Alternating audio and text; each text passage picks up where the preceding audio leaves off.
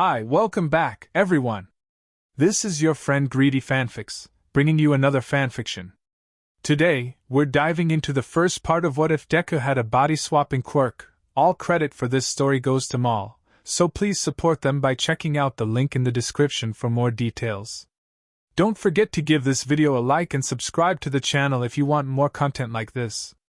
Now, let's get into the fanfic. Katsuki wakes up aching, bathed in a cold sweat, and strung up by his wrists like meat in some kind of fucked up meat freezer.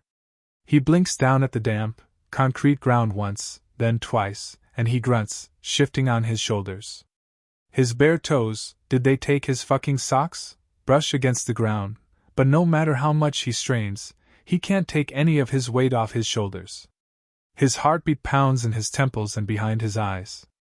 He grits his teeth and forces his head up off of his chest with more than a little effort. If he's concussed, whoever did it is going to catch hell, he swears to God, because no way in hell is he missing out on training just because a few shitty villains got the drop on him. And Katsuki catches sight of another hanging figure in his peripherals, drags his eyes toward it, and "Fucking Deku," he mutters, half slurred and half pissed off.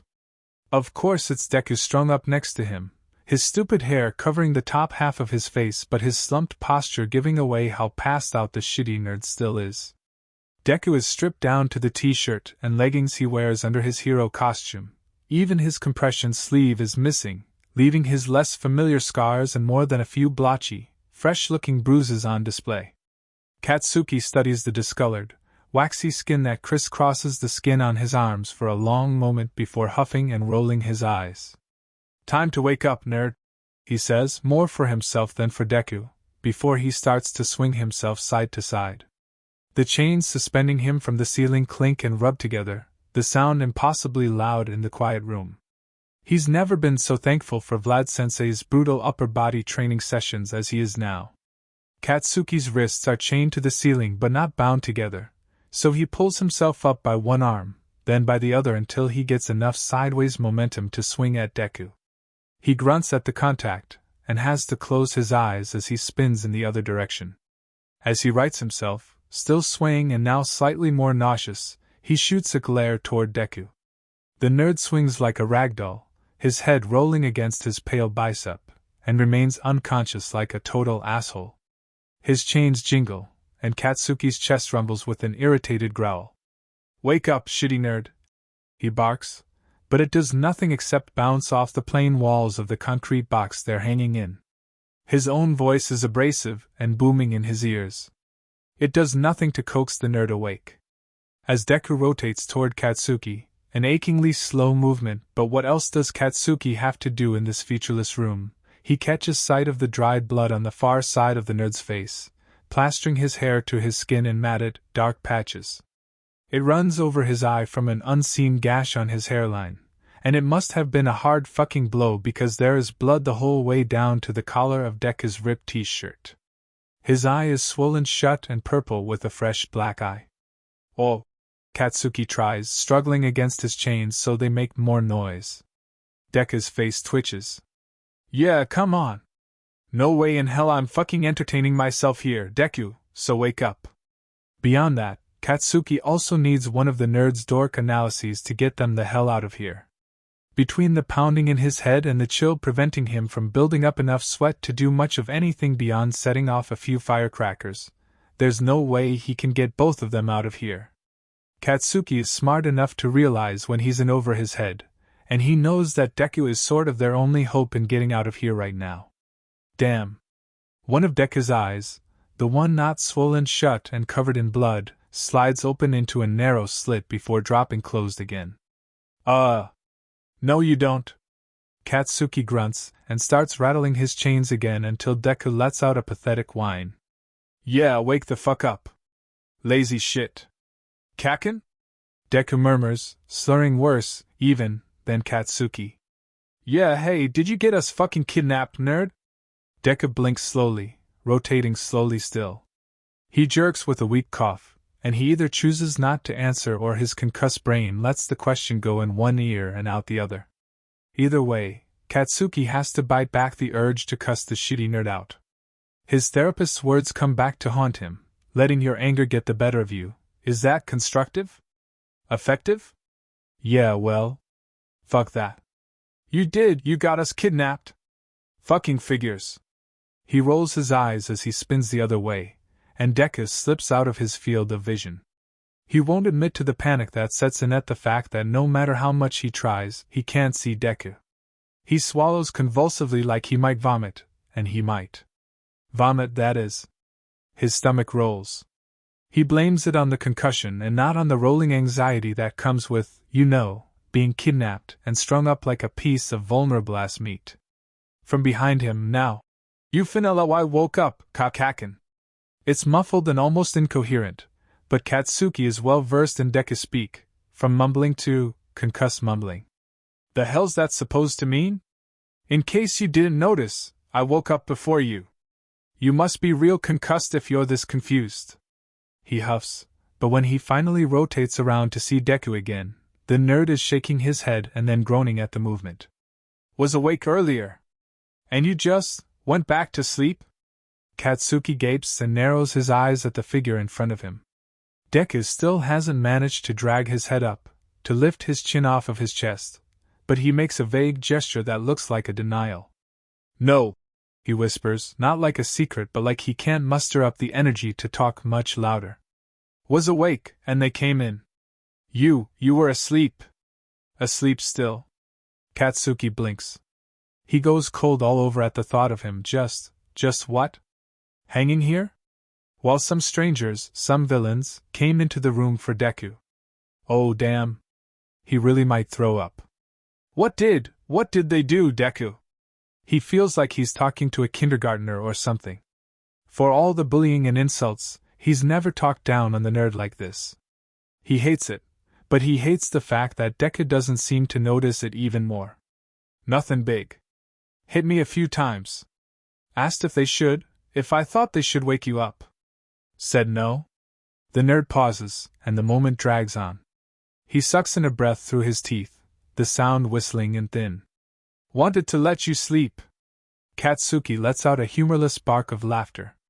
Was so funny. Deku squints at him through his one working eye. My hero, Katsuki says. Of course you fucking told them to let me sleep. God. He scoffs and rolls his eyes, smiling without humor. It's more of a sneer than a smile. Did they ask you anything else? Don't remember, Deku whispers, sounding ashamed. His voice is wet. More than likely, he's crying, but Katsuki can't help the bolt of fear at the thought that it could be blood.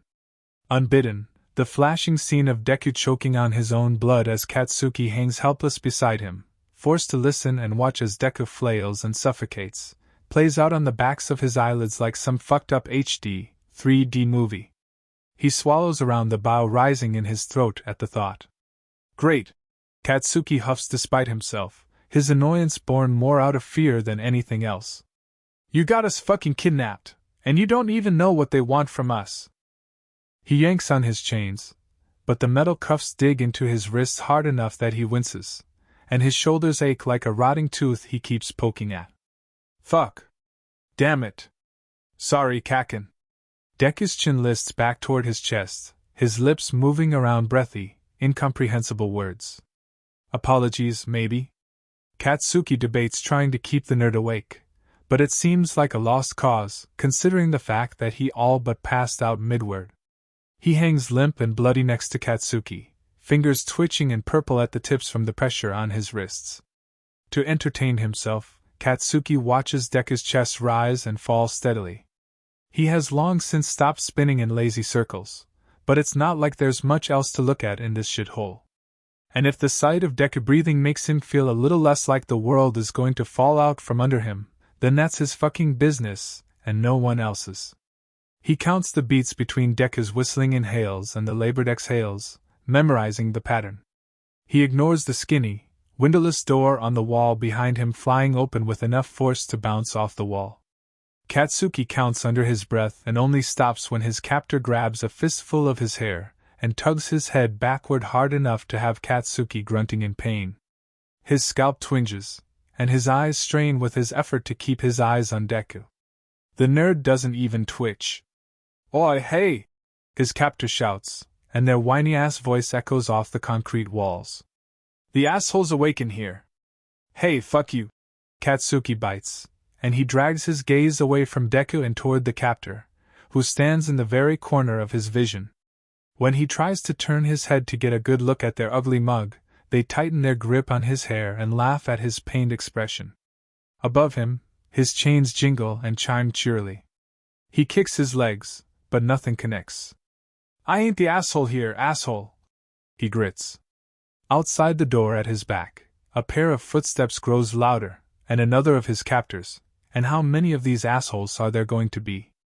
While Katsuki is in the mood for a good beatdown, his fingers are growing steadily more numb by the minute, and he'd like to get this whole ordeal over with sooner rather than later, stumbles into the room, breathing heavily. Thank God, man, they mutter, coming closer. Their footsteps clink like they're wearing metal shoes, and their voice is tinny. Thought I hit him too hard when I knocked him out, considering he slept through our first visit. The sick smile in their voice sends a bolt of disgust down Katsuki's spine. A metal woman appears in front of him, grinning despite her robotic eyes. She runs a cold finger down his throat, and he suppresses the urge to jerk away. Instead, he glares at her and bites at her finger when she gets too close to his face. She withdraws with a tittering laugh at that, and the hand in his hair loosens its hold until he can jerk away. A short man, skinnier, practically, than either of Katsuki's biceps, but he's got weirdly long limbs, edges around from behind Katsuki to stand next to the robot bitch. His hands nearly drag on the ground as he walks, but his arms retract into his body the moment he comes to stand next to the woman. Katsuki catalogs this: a robot woman and a man with elastic limbs. Fucking fabulous. He's turning into Deku, dork analysis and all. Katsuki scowls at the thought but shoots an unthinking look toward his hanging companion. Deku hasn't been roused by the noise Katsuki and their kidnappers are making, not even a twitch or a murmur. He just hangs, his chin resting on his sternum in a limp way that makes Katsuki's head hurt to look at. Ah, your friend, the woman says, and Katsuki whips his attention to her instead, as if that will take the attention away from the unconscious nerd. He let you sleep through our first visit. Wouldn't you call him kind-hearted? I'd call it fucking stupid, Katsuki grunts. Sad you missed out on the fun, are you? She steps away from Katsuki, toward Deku. His breath catches in his throat as she wraps her metal hand around Deku's ankle and shakes it. Katsuki tracks the movement with a sharp glare that gives way to surprise. Deku's ankle is swollen, red and purple, and obviously broken beyond anything Katsuki's ever seen before. He gives an aborted shout as the bitch digs her fingers into the nerd's skin and tugs at the appendage with a wide, toothy smile. The chains rattle above them, and Deku wakes with a pained, choked gasp. His eyes are blown wide, and his lips work around silent words, a scream, maybe, if the way his throat strains is any indication. Katsuki's yells fill the space as he kicks and flails. Let him go, you fucking bitch! The woman doesn't release her hold even as Deku makes a weak attempt to tug his foot out of her hold. I'll kill you! I fucking will! Let me out of here, and then we'll go, you pussy! Spit flies from the corners of his mouth, and he's red from the effort, but every word from his mouth only seems to fuel the woman's smile. Katsuki's chest heaves, and he jerks his arms but bites his tongue. A moment of silence passes, broken only by Deku's pained breathing and Katsuki's heartbeat throbbing in his temples. The woman's hand slides away from Deku's foot, but she doesn't move away from him. You know what else he told us during our first visit? She purrs. Her voice sounds fake and hollow, like the voice out of that one Class B Extras voice modifier, and it bounces off the corners and edges of the concrete room. He told us to leave you alone. Don't you dare put a finger on, what was the name he used? She turns to the man. His face breaks into a wide smile under her attention. Kaken, I think it was, he answers like a diligent student. He preens when she clicks her tongue and hums appreciatively. Yeah, he just begged us to leave poor Kaken alone. She runs a finger down her cheek and exaggerates a frown. Above her, Deku struggles to lift his head, blinking blearily and swallowing like he's trying not to throw up all over himself. And since he asked so nicely, The bitch continues. I think we should listen to what he wants. She gives Katsuki a wicked smile before squeezing Deku's ankle again. This time, the nerd chokes, and bile dribbles from his lips, staining his torn and bloody t-shirt. He coughs on it, whines low in his throat, and curls his fingers into his palms like he can't work up the energy to struggle beyond that. Tears drip down his pale cheeks. Katsuki grits his teeth hard enough to make his jaw ache. Fuck what he wants. He bites, pleads, begs. What about what I want? What do you want? The woman takes a step toward him, leaving Deku heaving and breathing hard behind her. Katsuki forces himself to look at her instead of at the nerd. I want you to let me down, he growls, tugging on his chains, so I can tear you to fucking pieces. He kicks at her, and she's moved close enough that he catches her in the jaw. She grunts and stumbles, holding her jaw, as his own foot throbs. She must actually be made of metal or some shit because that fucking hurt more than it should have. The woman glares up at him as she spits a glob of congealed, purplish blood onto the ground at Katsuki's feet, and he glares right back. Like I said, your friend just asked us so nicely, she says. The woman straightens and turns on her heel. She makes it to the door before turning over her shoulder to look at the man with the elastic limbs. I'll send a Masaka in soon. Make sure he's ready for her. With that, the woman leaves, and the door closes heavily in her wake. The entire room seems to vibrate with the force of it, and for a moment, the man seems at a loss. He and Katsuki stare at each other before the man grins and shoots out one of his arms to grab Deku by the hair. The nerd grunts and grits his teeth. One of his eyes is still swollen shut, but the other squeezes closed and forces out another fat tear as the man suspends him farther above the ground, where Deku's toes can't even touch the ground anymore, and his stupid hair almost brushes the ceiling. From there, the man lets go, and he cackles as Deku drops like a stone. The chains rattle, and Deku throws back his head as his shoulders strain against the force of his own weight. There's a sick popping noise, and Deku drops another few inches as his shoulders dislocate. He swings and twitches, making little wounded sounds that Katsuki can barely hear over his own labored breathing. You'll like a Masaka, Elastiduche says, sounding almost caring or gentle, as he reaches for Deku again. This time, his fingers wrap around the chains where they're attached to the nerd's wrists. And she'll have a lot of fun with someone like you. He pauses in undoing Deku's restraints to run his hand over his cheekbone, a gesture Katsuki's seen 1,000,000 times in the healing bay at school. Recovery Girl will rub her withering fingers over their cheeks before she heals them. Seeing it now, from a man who dislocated Deku's shoulders on purpose, makes Katsuki's stomach turn. A disgusted shiver runs down his spine and settles as nervous energy in the tips of his fingers and toes. You have such a strong spirit, the man continues. She'll love breaking it. The chains on Deku's wrists slither to the ground, leaving Deku to drop the rest of the way to the ground. He lands on his feet but crumples into a heap with a pained sob the moment his weight settles on solid ground. Katsuki kicks his legs and struggles, grunting, as the man rearranges Deku's limbs so he's laying on his back, his arms and legs tucked neatly around him. The nerd doesn't fight it. His head rolls against the ground, and his eyes flicker under his eyelids. His lips are parted and bloody, his breath whistles between his teeth in pained, uneven gasps. The door opens again as the man twirls a strand of Deku's sweat-matted hair around one of his fingers. Katsuki is too busy burning holes into the side of Elastiduche's head to get a good look at the newcomer.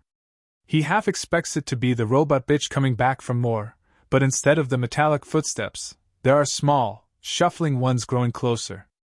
A Masaka, the man greets. He doesn't look away from Deku. Are you sure? Yes, I am sure. A small woman, shorter than Grape Asshole, comes to stand next to Katsuki. The top of her head barely comes up to his knees. You can unhand him now, Aizen. Thank you. The man leaves Deku lying in the middle of the floor before shuffling out, leaving Katsuki and Deku at the mercy of some fucking Oompa Loompa munchkin. He could bunt her into space if they just let him down. He struggles against his own chains again, kicking his legs and swinging his arms as much as he can, making as much noise as humanly possible. Still, Misaka pays him no mind. She brushes past him and kneels next to Deku, who tries to roll away but can't seem to work up enough energy to turn onto his side, even. The nerd grunts and jerks one of his shoulders in a futile attempt, but the girl takes his head in her hands and forces him to stay still. She lays his head in her lap where her legs are crossed, keeping her hands on either side of his face. Finally, she looks at Katsuki. Her eyes are a deep gray color, and she's as pale as a sheet of paper, almost translucent. Her white hair hangs over her face in a thick curtain. They call me a monster, she murmurs, and her fingers twitch where they rest against Deku's freckled, bruised skin. And a god. Who the fuck? Because they are scared of me, Katsuki. Katsuki can only blink at the mention of his own name, gaping, but his silence or his reaction is enough for her to continue after a beat. The truth is, they have no idea what I can do. Between the strands of hair, her eyes begin to glow. Her hands clamp more firmly against Deku's head, his eyes, too, start glow a radioactive shade of green, and the nerd absolutely wails. It's high-pitched and agonized. Katsuki's never heard such a sound come from anyone before. It sounds like Deku is being torn to shreds from the inside out. His screams echo endlessly in the concrete room. He arches off the floor, and his feet, even the broken one, slide against the floor, trying to find purchase and failing, and his purple fingers scratch at the floor until his fingernails are bloody and torn from the nail beds. Deku doesn't even pause to breathe, his screams so unceasing and so loud they make Katsuki's ears ring.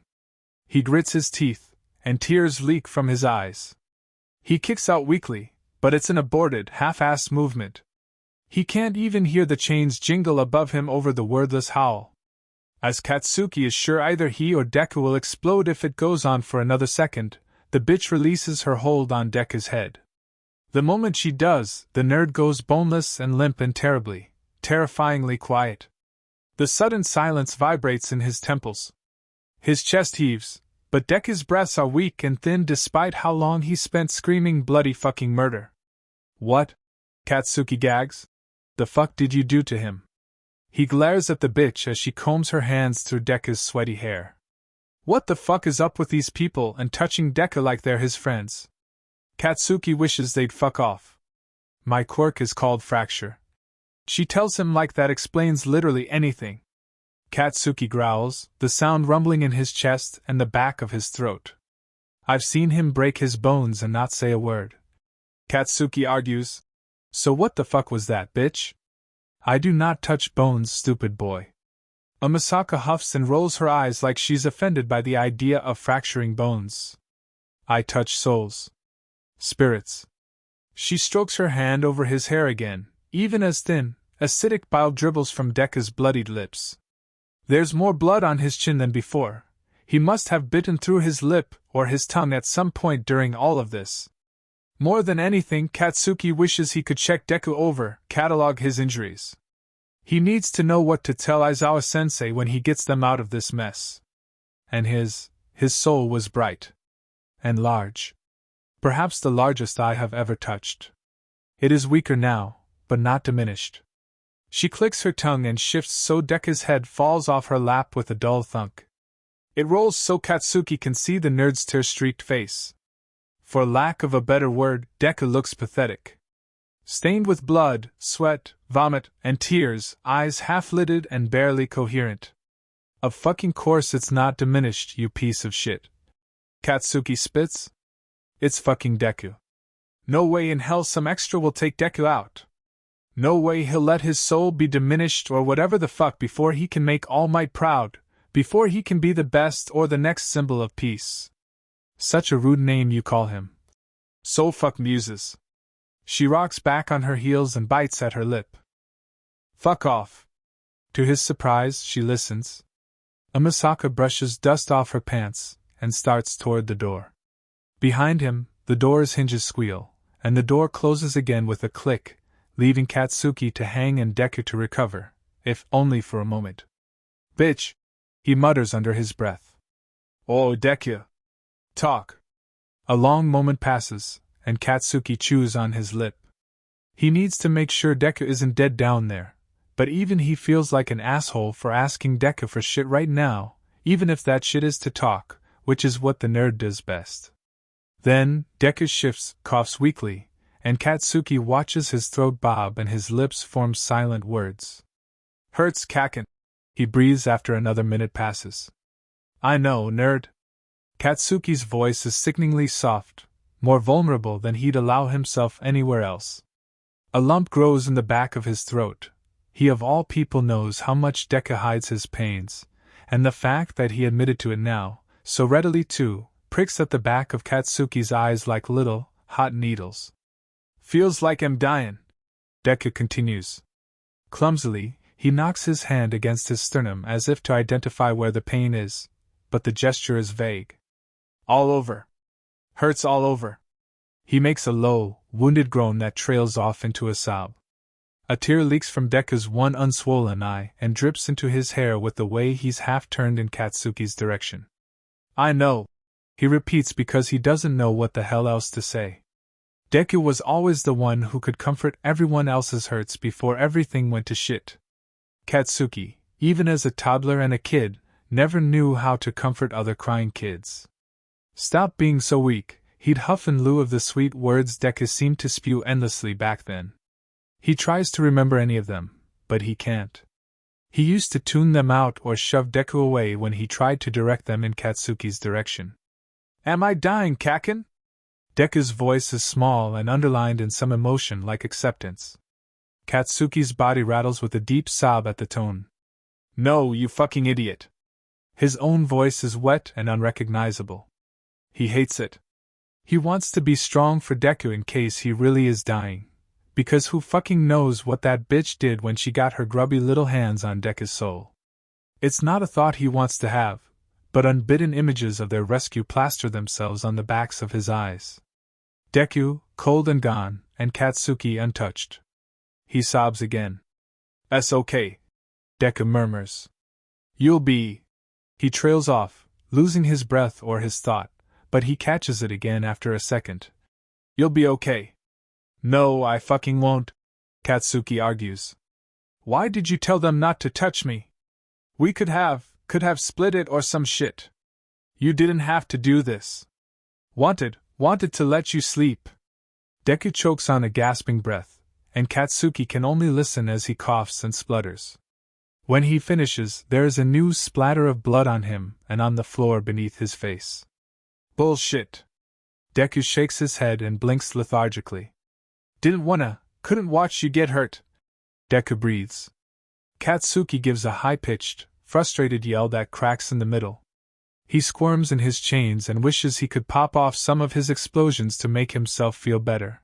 But it's so cold in this cell, and he'd burned off most of the sweat left on his palms when he first woke up, and the corners of his mouth are dry and cottony with the need for water. "You think I wanted to watch you get hurt?" "Sorry, Kaken," Deku slurs. He shifts, and a hand lifts toward Katsuki. "I'm sorry." "Sorry." Deku gasps for breath, choking, but his chest stalls, and he keeps muttering his stupid fucking apologies until they're breathless and incoherent. Katsuki's muscles seize and tense with panic. "Shut up," he yells. "Shut the fuck up, Deku!" "I'm sorry." Kaken, I'm sorry." Deku's cheeks are losing color, and blood dribbles from the corner of his mouth in a thin rivulet. Katsuki's face is hot with his own tears as they drip off his chin. Am I gonna die?" "I'm sorry, Kaken." "Stop fucking apologizing," Katsuki pleads. "Please stop." Deku cuts himself off with a scream to rival the one when Sofuk had her hands in his soul. He arches off the ground again, feet sliding and hands scrabbling, and his eyes are blown wide as his jaw works around his wails. This time, it sounds more like begging and more apologies than the wordless agony from the first time. This time, Katsuki screams along with him. "Let him go, you fucking bitch, I'll fucking kill you, I will, stop it, you're killing him." He fights against his chains, straining and yelling and pleading, but it's all drowned out by Deku shrieking. What the fuck kind of touch-based quirk works from a distance like this? He's never seen anything like it, never heard about another touch-based quirk working from a distance, except for in Deku's conspiracy muttering, but never in practice. As far as he knows, there isn't a quirk like this on record. He and Deku make brief, panicked eye contact before Deku's screaming picks up in volume and desperation. Deku squeezes his eyes closed and wrenches his head back hard enough to crack it painfully off the concrete floor. His muscles are tense everywhere, a vein bulging on his forehead and another on his neck. Green lightning turns the room a sick shade of green for a split second before Black Whip tears at the air. Katsuki hasn't seen Black Whip get so out of control since it activated, and even then, he'd been too far away. Now, he's in the middle of it all. It shoots past him and recedes in chaotic waves, straightening into all jagged edges before smoothing into wild curls and waves. One of the edges catches him in his exposed side, and he grunts at the feeling of his flesh opening. Warmth drips down his side, his leg, and blood pools in a lazy puddle under his feet. Through the haze of Black Whip, he can see Deku tense all over, flickering again with his green lightning, then yellow lightning, then blue, all in rapid succession. His screams are lost under the overwhelming sound of Black Whip, which is something close to what sticking your head out of a moving airplane would sound like. Black Whip disappears so suddenly that it makes Katsuki dizzy.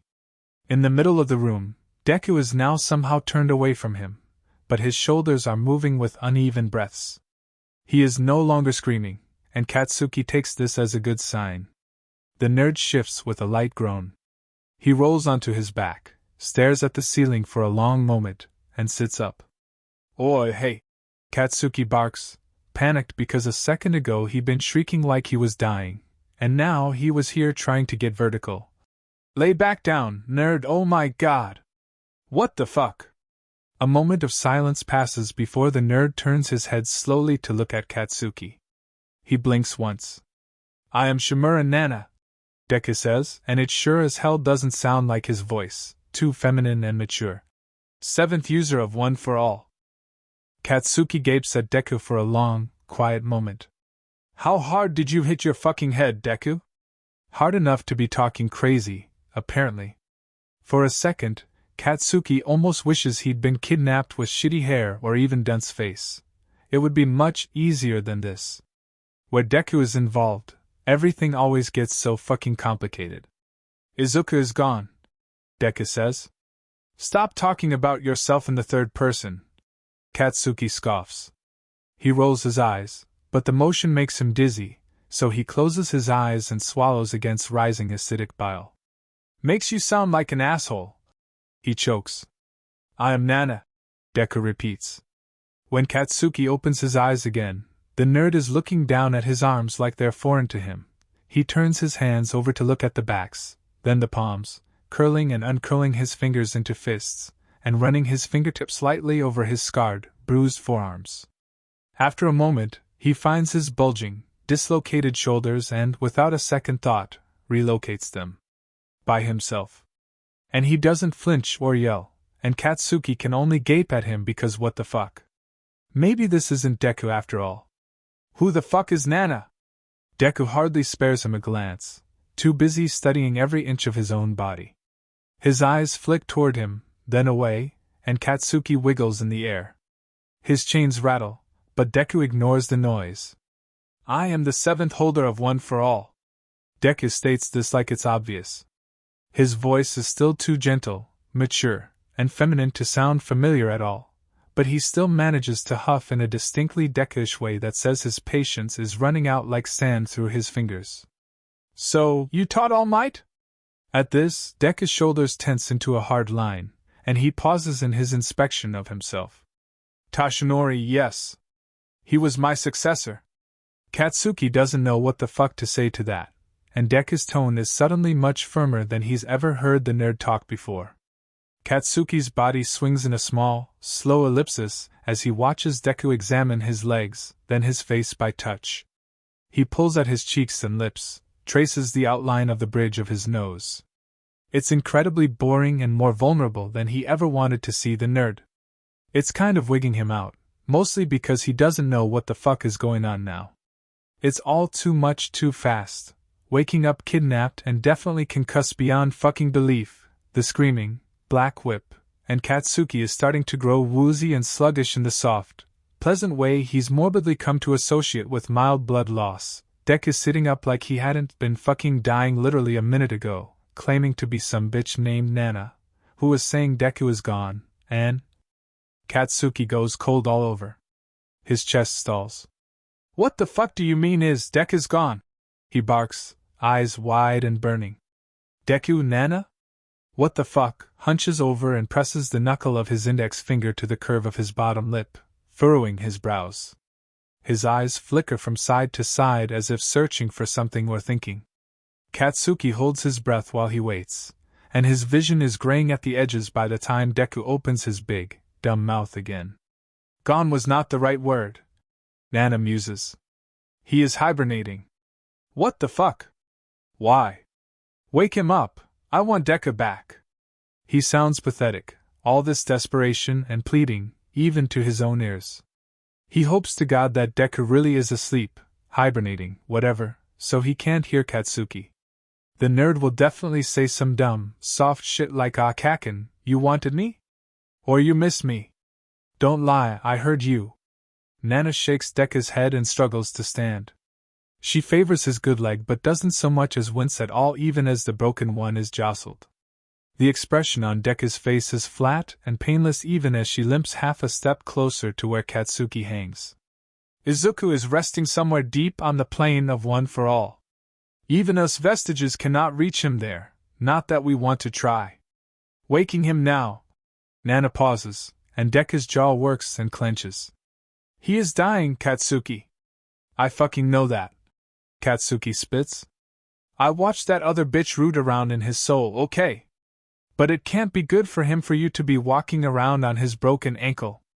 He jerks his chin toward the swollen appendage, and Nana glances down at it, taking the rest of Deku's weight off of the bad leg with a sympathetic wince. I can't feel his pain, she tells him in lieu of an apology, or an attempt to bring Deku back. I gathered that. Doubt you'd be upright if you could, considering how convinced Deku was that he was going to die. He and Nana share a narrow-eyed look that looks so strange on Deku's face. The nerd had never dared to stand off against him like this before, so the expression is unsettling. After a moment, Nana drops her eyes and crosses her arms across her chest. That was us, she murmurs. The vestiges, we were frightened. That girl, the one with the soul-touching quirk, she brushed against us when she touched Izuku's soul. But she did not hurt us, did not weaken us the way she weakened him. With his soul weakened, we were able to break through the plane of one for all to speak to him. So you told him he was fucking dying? Katsuki scoffs. Nana scowls but doesn't meet his gaze. He was out here screaming that he didn't. Contact between the current holder and the vestiges only happens in times of great distress. Some of the others sensed Izuku's fear and pain and panicked. We told him to allow his soul to heal in the plane, otherwise he would die. She pauses. I admit, I believe we overreacted. None of his injuries seem entirely dire, and the girl seems to have left us alone for the time being. Katsuki groans. He was in a great deal of pain, she argues, even though he hadn't said anything. Having your soul touched, squeezed, like he did, most would not have lasted as long as he did. We felt a fraction of this pain, and it was unbearable. She heaves a shaky breath and clutches at the front of Deku's ratty, stained t-shirt. So what? You begged him to tap out and he just did it? I've known the nerd practically out of the womb. He wouldn't fucking listen to that bullshit. You have to understand, Katsuki, she tells him, and he bites back the urge to remind her that no, he doesn't have to understand shit. We really thought he was dying. She trails off, but Katsuki only waits for her to continue, staring her down with a hard look. I don't know why I'm explaining myself to you, you're a child. I was an adult. She squints at him. He presses his lips together and waits. We forced him into the plane, and I took his place. So his soul could rest. Yes. Because it's weak and he'll die. Yes. Katsuki blows out a heavy breath and rolls his head back on his shoulders so he's looking at the ceiling. Can you at least get us the fuck out of here without fucking up his body too much? Nana glances down, again, at Deku's body. It is bruised, swollen, broken, and blood-stained, sweaty, overworked, and sore in places where she can't feel it. Katsuki hates to think of all the hurts he can't see. He doesn't trust this bitch to take care of the nerd, and he wishes she would just get him down from these stupid chains so he can do it himself. He wouldn't let Deku get fucked up. I believe Hikage would tell me if something was wrong, she says and nods once as if to confirm it for herself, and Katsuki is far too concussed to even begin to give a single shit about who the fuck Hikage is. Instead, he closes his eyes and blows out a heavy breath. Fine. Then get us the hell out of here. And be careful, he adds as an afterthought. He watches Nana with narrowed eyes as she stands there. Another moment passes, in which she does nothing. I don't really have a plan, kid, she admits. Sort of hoping you'd have some ideas to throw out here. Katsuki blinks. He groans and lets his chin drop onto his chest. Fucking, I'd have rather been kidnapped with fucking dunce face. Swear to God. He curses under his breath and forces himself to calm down. A voice that sounds suspiciously close to the voice of his school mandated, more like Aizawa mandated, that bitch, therapist tells him that his anger is not productive here. He drags in a noisy breath through his nose, holds it for 5 seconds, and still feels like exploding Nana and himself off the face of the planet. Weren't you a fucking pro-hero? Yes, Nana defends. But it's been a while since I've had to do any plan-making, kid. Like longer than you've been alive. Another breath through his nose, which he holds for 10 seconds this time, half hoping it might finally tip his scale into unconsciousness. When he keeps his tenuous hold on his temper and his consciousness, he sighs and strains to think. Katsuki drags his way through the hazy chaos in his head, but it's futile. It's like trudging through a thick bog, and it makes the pounding in his temples almost unbearable. Still, he tries to recall Aizawa's lesson on strategy for missions. He remembers looking at reports and photographs of plans for decades-old missions, most of which were missions All Might went on and helped to plan, much to the nerd's pure, nerdy joy, but the pages in his memories are blurred and incomprehensible. At his straining, the lights in the room start to stretch like taffy or fucking knives that stab at the backs of his eyes until he tears up and clenches his jaw against a wave of nausea. Great. With his concussion, he has to rely on a bitch who doesn't remember how to function to get them the hell out of here. Get me down from here first, he grunts, squeezing his eyes closed until color stopped dancing on the backs of his eyelids. How? Katsuki bites back a frustrated scream, more because it will do nothing for his head than anything else. Fuck the voice in the back of his head that sounds like his therapist. It's not like anything other than his anger is productive right now either. He's strung up like a dead pig in a butcher shop, and Nana is looking at him through Deku's eyes, waiting for him to do something, but he can't even think, and they're all but waiting for that robot bitch, or, worse, the soul fucker, to decide to come back in here. Katsuki's eyes burn, but he won't fucking cry. Fuck that too. I don't fucking know. Use Black Whip to unlock my wrists. He kicks his legs and works his clumsy, numb fingers around the chains to draw her attention to where he can feel the lock digging into his skin. It's all cold, hard edges with a thin keyhole at the bottom. He thumbs at the opening and watches Nana furrow her brow and press her knuckle to her bottom lip in thought. It's so much like Deku that Katsuki tries to tell himself that this is all some stupid misunderstanding or a prank. It really is Deku behind those eyes, not Nana. They're not entirely fucked. Except some deep, buried part of Katsuki knows. He knows it's not Deku. The breathing pattern is all wrong. He spent long enough memorizing it while the nerd was passed out before. And there's a flat look to his eye that is so unfamiliar and not Deku-like that it makes Katsuki cold all over to look at for too long.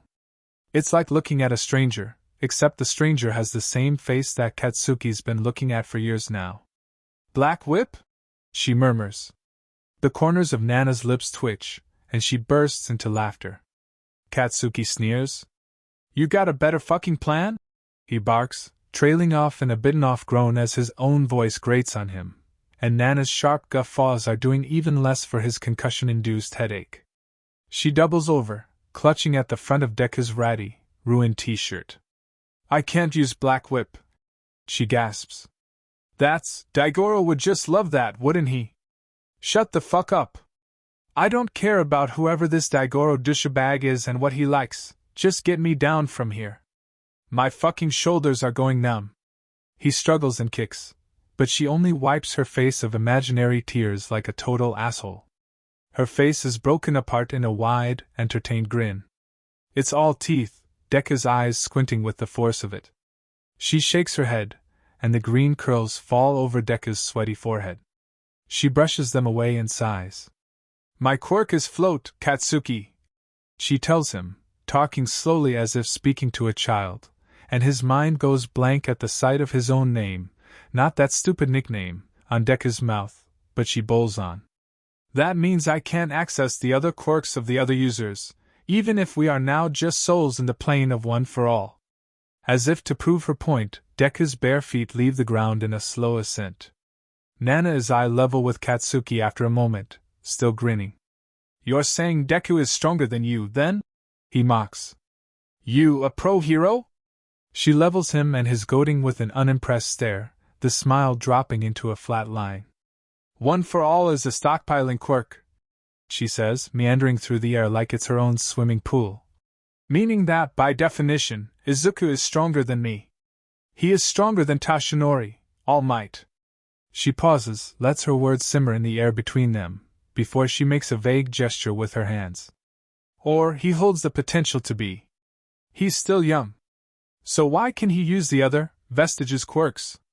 Katsuki narrows his eyes at her as she makes lazy circles around the room. She reclines in the air, looking more comfortable than she should with how beat up Deku looks. If you couldn't and All Might couldn't. She glances at him. It's a stockpiling quirk, and of course, I don't have all the answers, but us vestiges talk. Yoichi, the first user, hypothesized that because Tashinori and Izuku have nothing to offer the quirk in terms of a quirk factor, the quirk adapted. Tashinori was physically strong, but he had no power to add to One for All, nothing to stoke the flames, so to speak. So One for All stoked its own flames, I guess, and Izuku gained access to every quirk stored within us. Katsuki mulls this over, digesting it as well as he can past his splitting headache and the blood loss. Nana must take his silence for something other than it is, though, because she continues after a beat. One day, he will master the other 6 quirks, and he will be the strongest man on Earth, a hero with the power of 8 other people. He will be the one to beat All for One. He will be number 1, Katsuki murmurs, and for the first time in his life, he finds that this isn't such a big deal. He wouldn't mind losing to Deku, maybe just this once. Not that he would admit this to anyone, not even Nana. She must see it on his face, though, because he finds her smiling softly at him from where she floats a few feet off the ground. He scoffs and turns away. Okay, so let that Daigoro guy come out, or whoever has Black Whip, and get me out of here. He thumbs at the keyhole again and tries to run down the quirks he knows Deku has: Black Whip, Float, Danger Sense, Smoke Screen, and some sort of strength augmentation. Their only hope is whoever this Daigoro asshole is. I mean, Nana goes stiff, so stiff Katsuki thinks she must be holding her breath. Listening. Tension ripples through his body, and he watches Deku's face as his lips part, his eyes widen, and his brows furrow toward the thick line over the bridge of his nose. Nana swallows hard, Deku's Adam's apple bobbing, before she falls out of the air in a heap. She lands in a tangled pile of limp arms and legs with a heavy, painful thump. Despite himself, Katsuki shouts, his eyes blown wide and lips working around words muted by shock. Hey, what? Beside him, the door slams open again, bouncing off the wall and revealing Robobitch in all her shitty glory. Katsuki struggles, but it's weaker than the last time she appeared in the room. When he looks down, there is a concerningly large puddle of blood beneath him, marring the smooth, gray concrete of the room. Hello, boys, Robobitch sings. She dances into the room, twirling on the ball of her foot. Having fun yet? Fuck you, Katsuki spits, but his attention is stuck on Deku's limp form. From where Katsuki hangs, he can't see Deku's face or if he's breathing. Maybe that soul fucker fucked with him again to make sure he was out before Robobitch made her appearance. Maybe Nana fucked him up with all the floating and, kicking the nerd out of his own body. Katsuki knew something was going to fucking go wrong. Still, he strains to get a better look at Deku as Robobitch glides into the room. So crude, she comments as she toes at Deku's ribs. The nerd doesn't react. I'm only polite to good company, Katsuki says. And that ain't you, bitch. Robobitch kneels next to Deku, schemes her fingertips over his wild, mussed hair, and Katsuki clenches his jaw. I heard you two had a hell of a lot of fun with my friend Yuemi, she murmurs, and he wishes she'd get her dirty fucking hands off of the nerd. I could always call her back in, it could be an experiment. I'm not quite sure what would happen to your friend here if she got her hands on him again so soon. She shoots Katsuki a look over her shoulder, sharp and sly. Katsuki swallows and averts his gaze. What the fuck do you want from us? Robobitch stands, finally leaving Deku alone, and she grins like she's won. Katsuki has never felt so weak in his life, but it got her away from Deku. That's all that matters. I knew you'd be cooperative. She stands in front of Katsuki, close enough that he can feel the chill of her metal skin, and he has to crane his neck to keep an eye on her. The angle makes his neck ache, and he can hear the sounds of her footsteps over the rushing blood in his ears. She runs a hand over the frayed edge of the slice in the side of his shirt, humming. What's this? That fucking asshole. No. It wasn't one of my friends. She clicks her tongue and presses one of her fingers into the wound, and blood bubbles out anew. I told them not to touch a single hair on your head, and I know they wouldn't disobey me. So, boy, what is this? Katsuki grits his teeth as she digs harder into the cut. He traps his choked-off yell behind his teeth and curses himself for the pained, hot tear that runs down the side of his cheek. It wasn't. He chokes. It wasn't his fault. Whose? When he doesn't answer, she makes him scream with the pressure of her thumb on his side. Answer me, boy. Deku! He shouts, wriggling futilely in an attempt to escape her touch. It was Deku. It wasn't his fault. His voice rings in the silence that follows. Pain ebbs through his body as she takes away the pressure on the wound. Her hand rests close, though a threat. It was that fucking bitch's fault. Oh, she wasn't even in the room. How could she have possibly hurt you like this? Blood drips down his leg, off his foot, and into the puddle below. Do tell. He thought he was dying. He panicked. It wasn't his fucking fault. His voice is slurring around the edges, but he forces it not to shake. I've heard Yuemi's skill set isn't quite pleasant, but I do think that was a tad dramatic on his part. Katsuki glances over her shoulder at Deku, where he lays with an arm thrown over his face. He tries to imagine him in that moment, the vestiges invading his mind and shouting at him that he was dying so young, and being afraid and in pain, and he thinks, dramatic my fucking ass. He draws up a wad of sticky, coppery-tasting blood, and he spits it in Robobitch's face. She recoils with a disgusted noise, but before he can blink or smile victoriously, he is not weak, he can fight back, he can fight back. He is sent swinging as she strikes him with a metal arm hard enough that he feels his ribs break. His ears ring with the pain, and he coughs weakly as the room spins around him. Or he spins, and the room stays the same. Same fucking difference, either way, it sucks. He gags but nothing comes up, and it hurts like hell. Robobitch catches him by the ankle, her grip tight and sharp-edged and biting.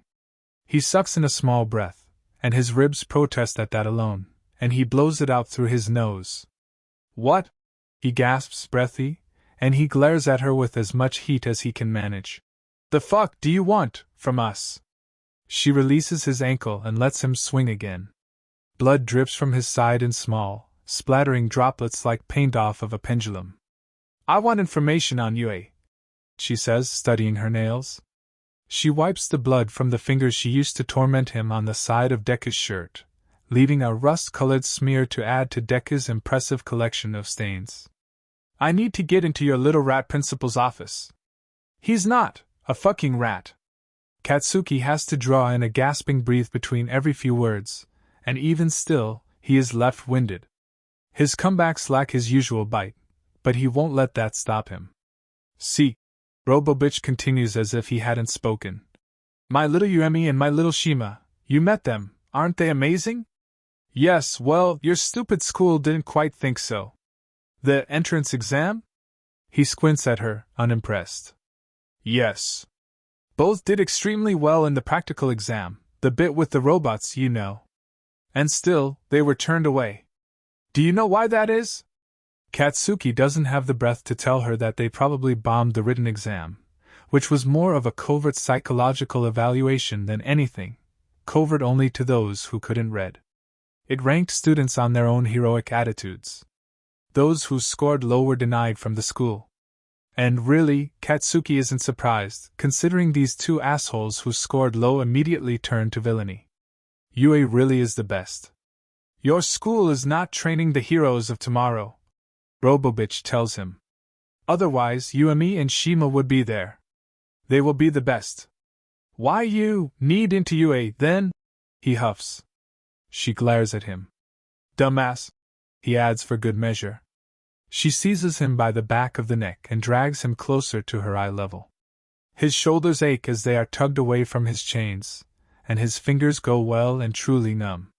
He grunts. I need to take down your school, and I am going to do it with the information stored in that office. You stupid kids need to see how blind your principal was in rejecting Yuemi and Shima and God only knows how many others.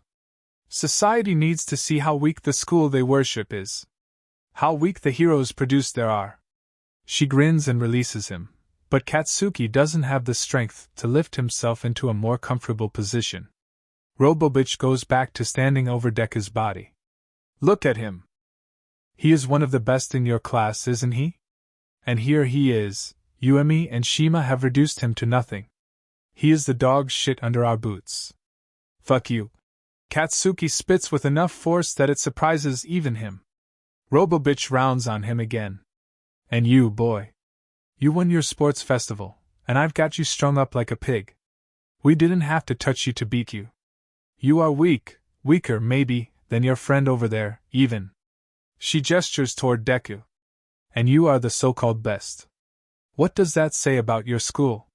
It says that I am the fucking best. He breathes, but it is weak even to his own ears. He wants to say let me down from here and we'll see who wins then, but he doesn't have the breath for it, and he knows he would lose anyway. With his quirk out of commission because of the cold and dehydration, his body disobeying him because of the blood loss and concussion, and his own weakness, he would be no match for any of these assholes. He is nothing. He grinds his teeth together and averts his eyes, and Robobitch laughs because she knows. Of course she fucking knows. Fuck you? He shifts on his aching arms and ignores her tittering laughter. He blinks, and he stares hard at Deku's body again. The nerd is shifting, not dead and not too fucked up to move, thank fuck, but Katsuki still can't see his face. He doesn't know if it will be Nana or if Deku will be the one smiling up at him when he finally rolls over, and he doesn't know which would be worse. I'll get an answer out of you somehow, you'll see.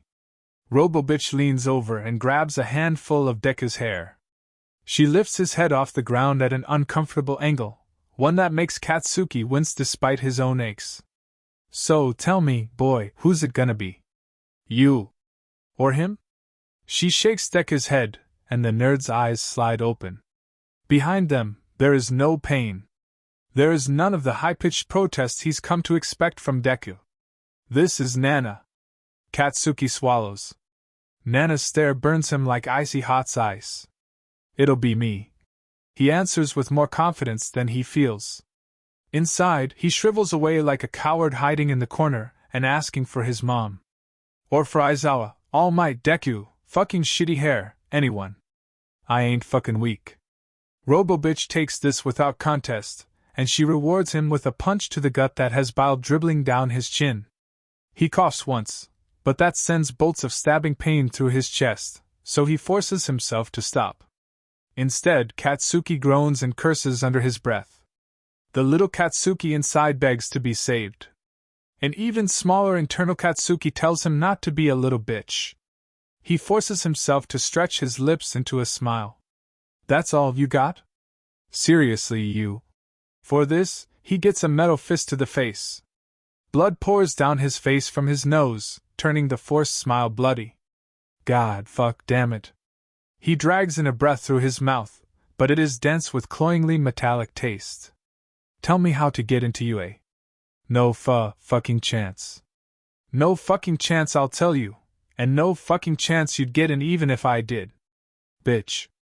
Katsuki drags his eyes away from Robo-Bitch's face, where her mouth is flattened into a thin, enraged line, and he watches Nana as she watches him. She keeps her eyes narrow to slits, but sometime during Katsuki getting the snot beaten out of him, she propped herself up against the wall opposite where he hangs. He's glad it's him who's stuck here in this room instead of Deku. That's the last thing he can remember thinking before Robo-Bitch makes herself known again, this time with a kick to his side, which sends him careening and his mind reeling. Above the ringing agony that dances over every inch of him, Katsuki can't function. He drowns in it, unable to even gasp or grunt. His silence only angers the woman more and more. She tries yelling her question, hitting harder, saying nothing. He hangs, and he takes it as she forms new bruises over old ones with her metal fists. She never tires. The woman lets out a wordless, frustrated yell. She paces the floor in front of Katsuki as he swings, practically limp but mercilessly still conscious. He tracks her movement as thick, coagulated blood drips off his swollen bottom lip. It is sour on his tongue, but spitting it out takes too much energy that he doesn't have. In a rage, Robo-Bitch grabs Deku by the front of the shirt. She pulls his body practically the whole way off the ground, and his head lolls on his shoulders. Through Katsuki's blurred vision, the nerd looks dead. Adrenaline races through him at the sight. He drags his chin off his chest and fights against gravity to keep it up. Security system. He murmurs, coughs, and lets his head drop. Robo-Bitch whips around to look at him so fast he wonders how she isn't dizzy. She releases her hold on Deku, and he drops an inch before floating the rest of the way down to settle on the ground like a fucking leaf in the beginning of autumn. What? Robo-Bitch spits. She grabs Katsuki by his bangs, dragging his head off his chest. His eyes roll in his head, and he blinks sluggishly. His lips work around a reply, but Katsuki is sapped of energy. He wishes he would just fucking pass out already. What did you say, boy? Security system. He manages. It's hardly louder than a whisper, more breath than sound, but she lets his head drop again. His chin knocks into his sternum hard enough to hurt, but it's almost nothing under the throbbing under the surface of his skin on his face, and the harsh ache literally everywhere else. At least it's not Deku, he repeats to himself. There's a security system? An electronic one? Katsuki grunts in agreement, but he has no fucking clue. Even if UA did share the details of its own security with its students, Katsuki can't think over the cottony feeling of blood loss that is turning less and less pleasantly soft with every passing moment. But UA isn't that fucking stupid, and Katsuki doesn't know how this bitch honestly expects to break into the top hero school in the nation. Number 3 in the whole world. A nerdy Deku-like voice adds. Still, Robo-Bitch takes this as an answer, and she leaves. She actually fucking leaves. Katsuki could cry with relief. The door closes behind her, and Katsuki is left with a deafening silence and pulsing waves of pain. Aches are making themselves known now that he has no distraction. He closes his eyes and waits for mercy. Mercy in the form of not fucking being conscious anymore. Why did you do that? Nana murmurs. Katsuki drags open one of his eyes, and there's a look of pure, uncovered concern on Deku's, Nana's, this is Nana, not Deku, face that takes him by surprise. Do what? Nana stands from where Robo-Bitch had dropped Deku's body, brushing off the stained t-shirt and torn leggings.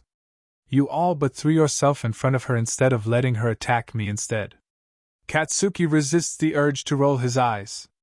Had to. Now Nana's expression morphs into anger. Her lips press into a thin line, her brows furrow, and her eyes, so green and familiar, burn with a fire that might as well be straight from hell. Now she looks like Deku. Not just Deku's face, but she looks like Deku. Katsuki takes solace in this and lets his eyes close again. His nose gives a particularly agonizing throb. It won't be long now, he thinks. And thank God for it. You had to put yourself in danger? Nana splutters. I cannot feel pain, Katsuki. I would have been perfectly fine under her attention. A few bruises are nothing to me. But I don't think you realize how much she fucked you up. He wants to say a lot of things, then. He does realize how much Robobitch fucked him up, thank you very much. He can feel every damn bit of how much she fucked him up. And yes, he had to pick himself over Deku. She might not feel the pain, but Deku will when he comes back. Don't regret it. He breathes before, finally, he passes out. He and Deku had been out doing the public service required of them as hero students when they were kidnapped. With everything that had happened during the year, from the USJ to the training camp incident to the entire fucking war, their yearly requirements had fallen to the wayside until now. You'd think UA would turn a blind eye and let them be about it, but NISA provided Class 1A with a list of opportunities and expected them to continue on as normal. As if nothing ever happened. Some bullshit about preceding classes and plus ultra and routines that even Aizawa made snarky comments about. Katsuki signed up to pick up trash in their local park. It was either that or tutor some fucking snot-nosed kid, and he'd rather fill 10 dumpsters than try to keep his temper in check for a full 2 weeks' worth of tutoring, so trash pickup it was. What he didn't sign up for was finding Deku in the same park on the same day, trash bag in hand and dorky, excited smile firmly in place. Kaken! The nerd greeted, smiling widely. He waved with his free hand, and Katsuki gave him a begrudging nod in return. Considering the fact that weeks where the nerd went off to play a wall vigilante were some of the worst weeks of Katsuki's life, he was trying to be more becoming. All he got in return from the nerd were confused, odd looks and head tilts. He could be a little more grateful, Katsuki thought, but he bit his tongue. The fuck are you doing here, nerd? He said instead. He buried his hands in the pockets of his pants. Both he and Deku were dressed in their basic costumes, something about early publicity, though Deku had foregone his metal mouthguard and the tattered yellow cape he'd taken to wearing now that he was back at UA.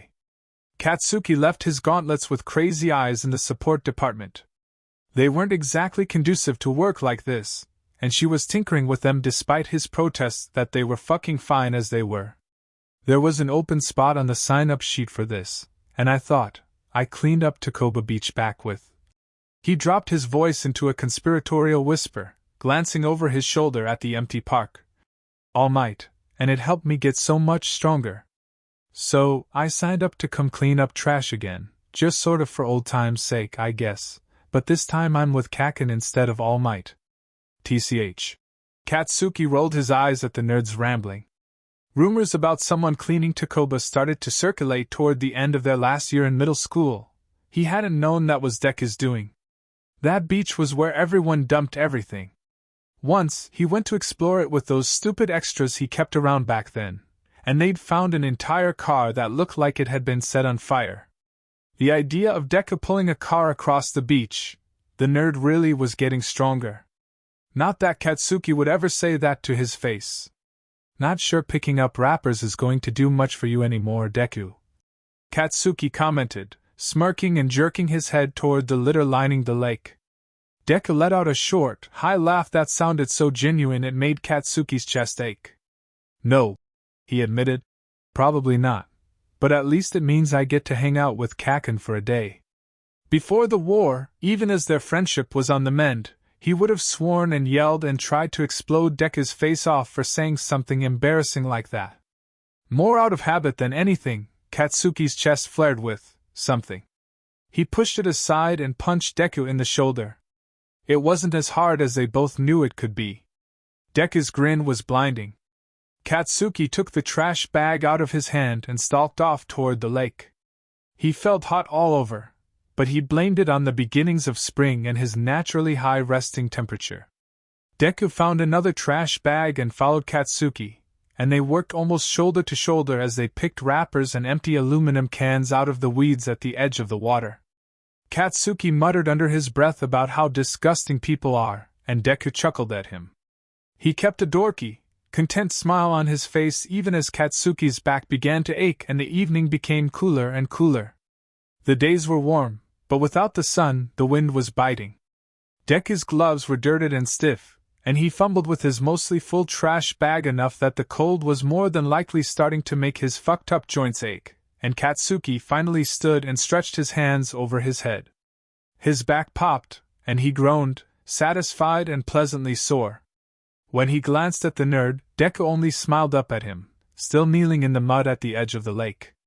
The metal knee pads on his costume were caked with mud and bits of grass. Katsuki ignored the way parts of Deku's costume were still tattered and ruined from his time on his own. Most of it had been replaced.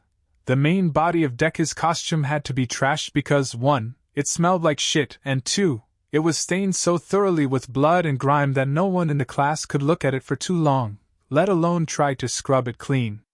He opened his mouth to say something, maybe to concede that he had missed Deku, though months had passed since he apologized for real and the nerd collapsed in his arms, and they brought him home, or maybe to tell him that he was glad Deku took the spot to clean with him.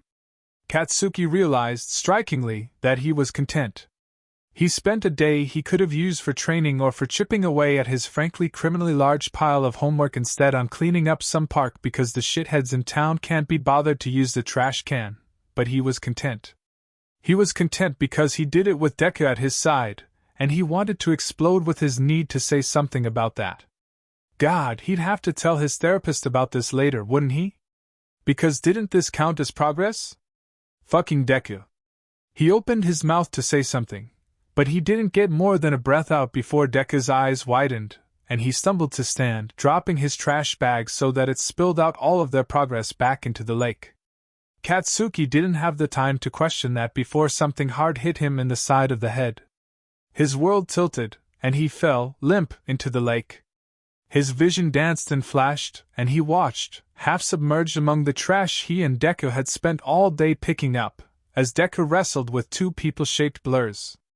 Katsuki blinked and worked his mouth around every unsaid word he'd wanted to say a second ago, and he tried to drag himself out of the water.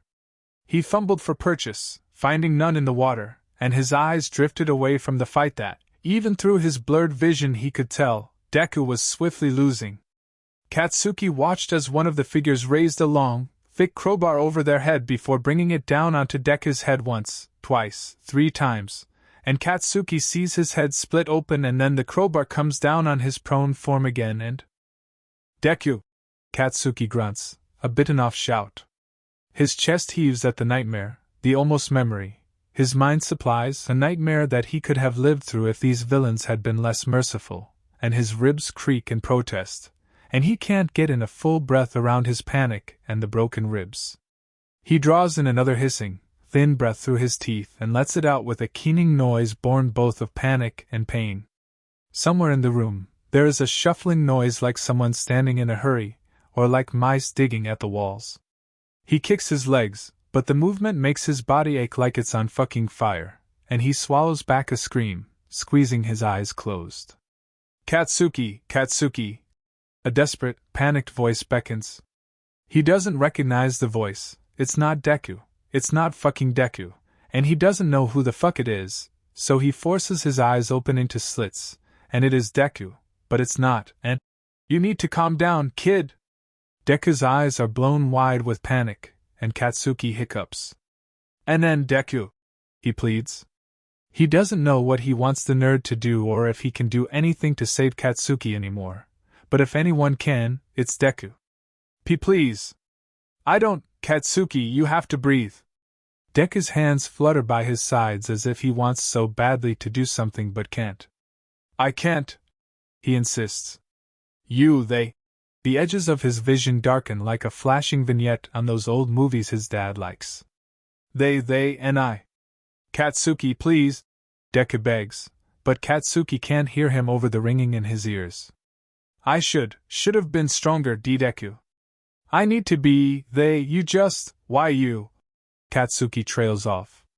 He blinks once, sluggishly, and he can't see anything but a formless shade of black, and he chokes.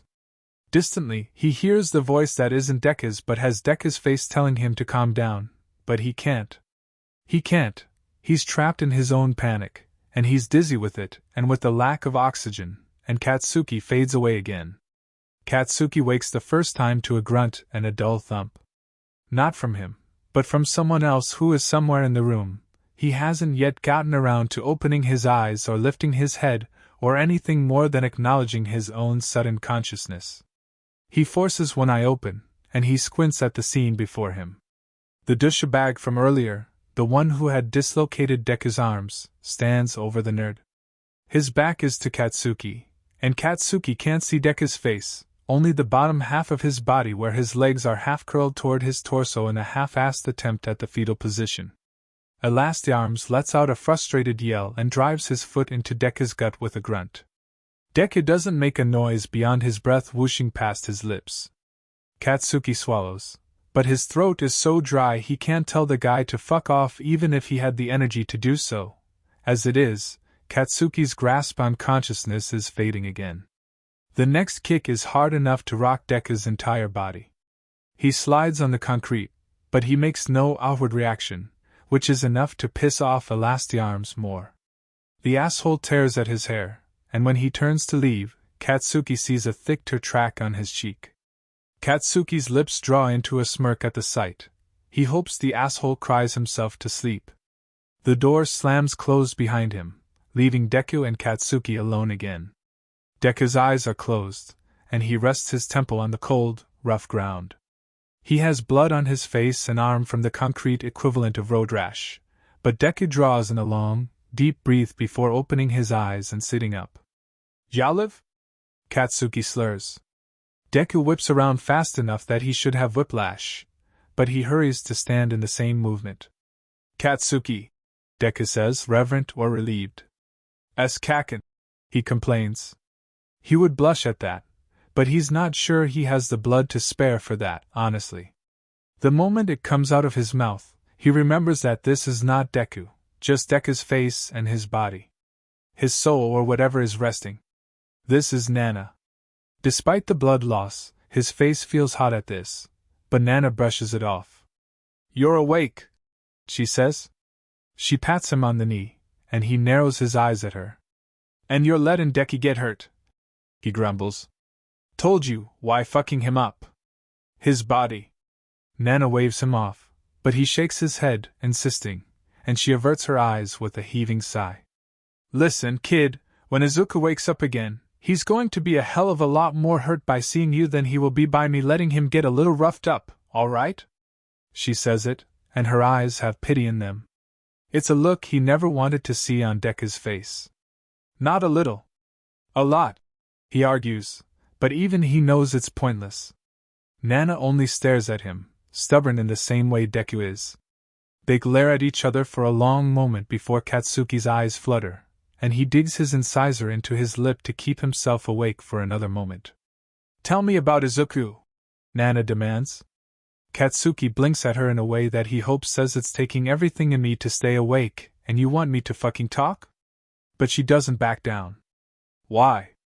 Nana's eyes flicker back and forth as she searches for a reason.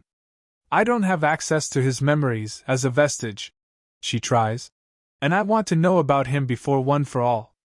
Before the war and Yue, I want to know my host. Katsuki searches her face, but she gives nothing else away. He seems like he would have been a sweet kid. Fuck you, he says in the same breath as. He's been a fucking nerd since he was in diapers. Loved All Might. Followed me around like gum in my shoe. He huffs on a humorless laugh because they were sweet kids, but he knows what comes next. And I fucked him over. What? Nana says after he lets a moment of silence pass. He gathers his energy as best as he can. Middle school, he murmurs like that explains everything. I was his everything, 'cept for Auntie and All Might, and I beat him to the ground every day. No one did anything to help either. He was quirkless. Her voice says that this is a revelation. I saw how they treated Tashinori. "'S worse now," Katsuki grunts. "There's less of them, the quirkless." He knows the statistics about how much of the population is quirkless compared to what was, and he knows how many of them live to the age Deku is now. He doesn't bother trying to recite them to her. "We all treated him like shit. I'm sorry." He reminds himself that he's apologized. He apologized for real during the war, and Deku accepted it, and they're friends again. He's been forgiven, he knows, but his actions always spoke louder than words, he knows. Deku knew how to brush off his insults and yelling, but he knows there are scars on the nerd's body that are from him and not from other villains or from him blowing his own body to pieces. He hasn't yet proven that he's sorry. But he will. "Don't be," Nana tells him, but he is. "Izuku forgave you a long time ago. He'd forgiven you by the time he took the torch of One for All." "I know," he says, miserable. "He shouldn't have. He was a happy kid. He cried a lot, but he was happy. We had dreams and hopes, and we shared them, and I wanted to be a hero with him. Now he went off alone. Where I couldn't help him. It was months before we heard him laugh again after he came back." Katsuki remembers that laugh. Dun's face had said something stupid, and Katsuki was yelling at him, and Deku laughed at them. He'd stopped almost midword to gape at Deku where the nerd had draped himself over the kitchen counter to watch them. The circles under his eyes still too dark despite how many months had passed since the war. His eyes were scrunched closed, and he laughed hard and loud, and Dun's face excused himself to Shitty Hair's dorm to cry over it. "He was trying to protect you, Katsuki. All of you, your class. He wanted what was best for you, and he thought he had to leave to give that to you. Yeah, well, it fucking sucked," he huffs. "Fuck off about it. You apologized. He forgave you," Nana insists. "I said fuck off." He shoots her a glare, and she backs off. "All Might was his favorite till I got my quirk, and then I was his favorite. Till he didn't get his quirk. He would-a loved you if you were around when we were brats. He had those notebooks back then, too, but he wrote 'em all in crayon. And he was convinced he was going to be some sort of genius when he was older, and he was. Should have been nicer to him. He knows all my weaknesses." He huffs out another laugh. Katsuki knows, also, the statistic about quirkless villains, and he knows he'd be fucked if not for Deku's long-standing dream of being a hero. He knows me," Katsuki breathes. "Everything about me. And he sticks around? He laughs at my jokes and smiles at me? But he knows me? Of course he knows you, Katsuki," Nana says, and he sounds so much like how Auntie talks to Deku that he aches. "Of course he fucking does," he repeats. He's dizzy and he can't think of anything else to say other than to repeat this over and over again. He knows me, he knows me, he. It is the last thing he has the wherewithal to say for a long, long time. Katsuki wakes up in much the same way he woke up the first time, aching, cold, and lost. He grunts, smacks his lips. His mouth tastes like he took a bite out of a cotton t-shirt, then threw up a little, and then tried licking a copper pipe. Gross. He smacks his lips again and blinks at the ground below him. Katsuki doesn't have the energy to lift his head, but the angle he's hanging at makes his neck ache the whole way down to his hips. Which doesn't make any fucking sense to him, but most of his aches and pains are confusing right now anyway, so he doesn't devote much more energy to thinking about it than he already has. "Katsuki," a voice murmurs from somewhere in the room. Behind him, or in front of him, or maybe beside him.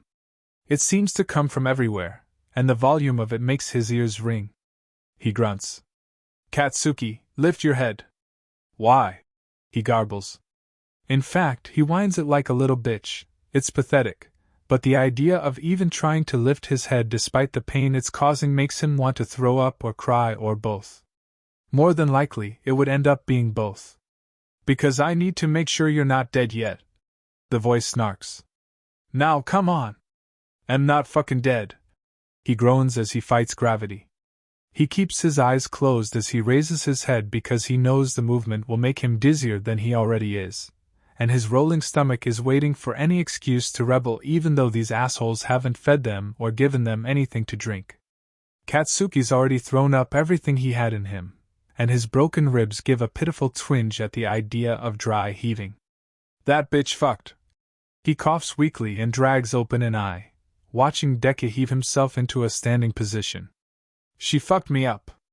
Deku steps carefully closer. The side of his face is swollen and bruised, and one of his front teeth is broken when he shoots Katsuki a reassuring smile, leaving a dark space under his top lip. She's been back a few times since you first passed out, Deku explains, shrugging. His voice is strong but off. Katsuki scrambles for the reason why. He knows that he knows why it sounds off, but his own mind is scrambled with pain and confusion. He stares blearily, which the nerd takes as a sign to continue. You've been awake for most of them, but you're having a hard time remembering them the next time you wake up. She fucked me up more? Yes, Deku says after a brief pause. She's beaten you a few more times. He says it like there's something Katsuki doesn't know. He has a bad feeling that a few is more than he'd like to know, though. This is the first time we've gotten to speak before you pass right out again in a long time. She gets angrier when we don't give her answers, but that's okay because help will come around soon, I'm sure. When did you get so good at talking? What the hell is that supposed to mean? Deku splutters, narrowing his eyes. I'm always good at talking. You're like a hero, he breathes. Talking like you're a hero, and I'm a civilian. Villain attack. The aftermath. Like in the after. Katsuki struggles to grasp his coherency, but it slips quickly through his fingers.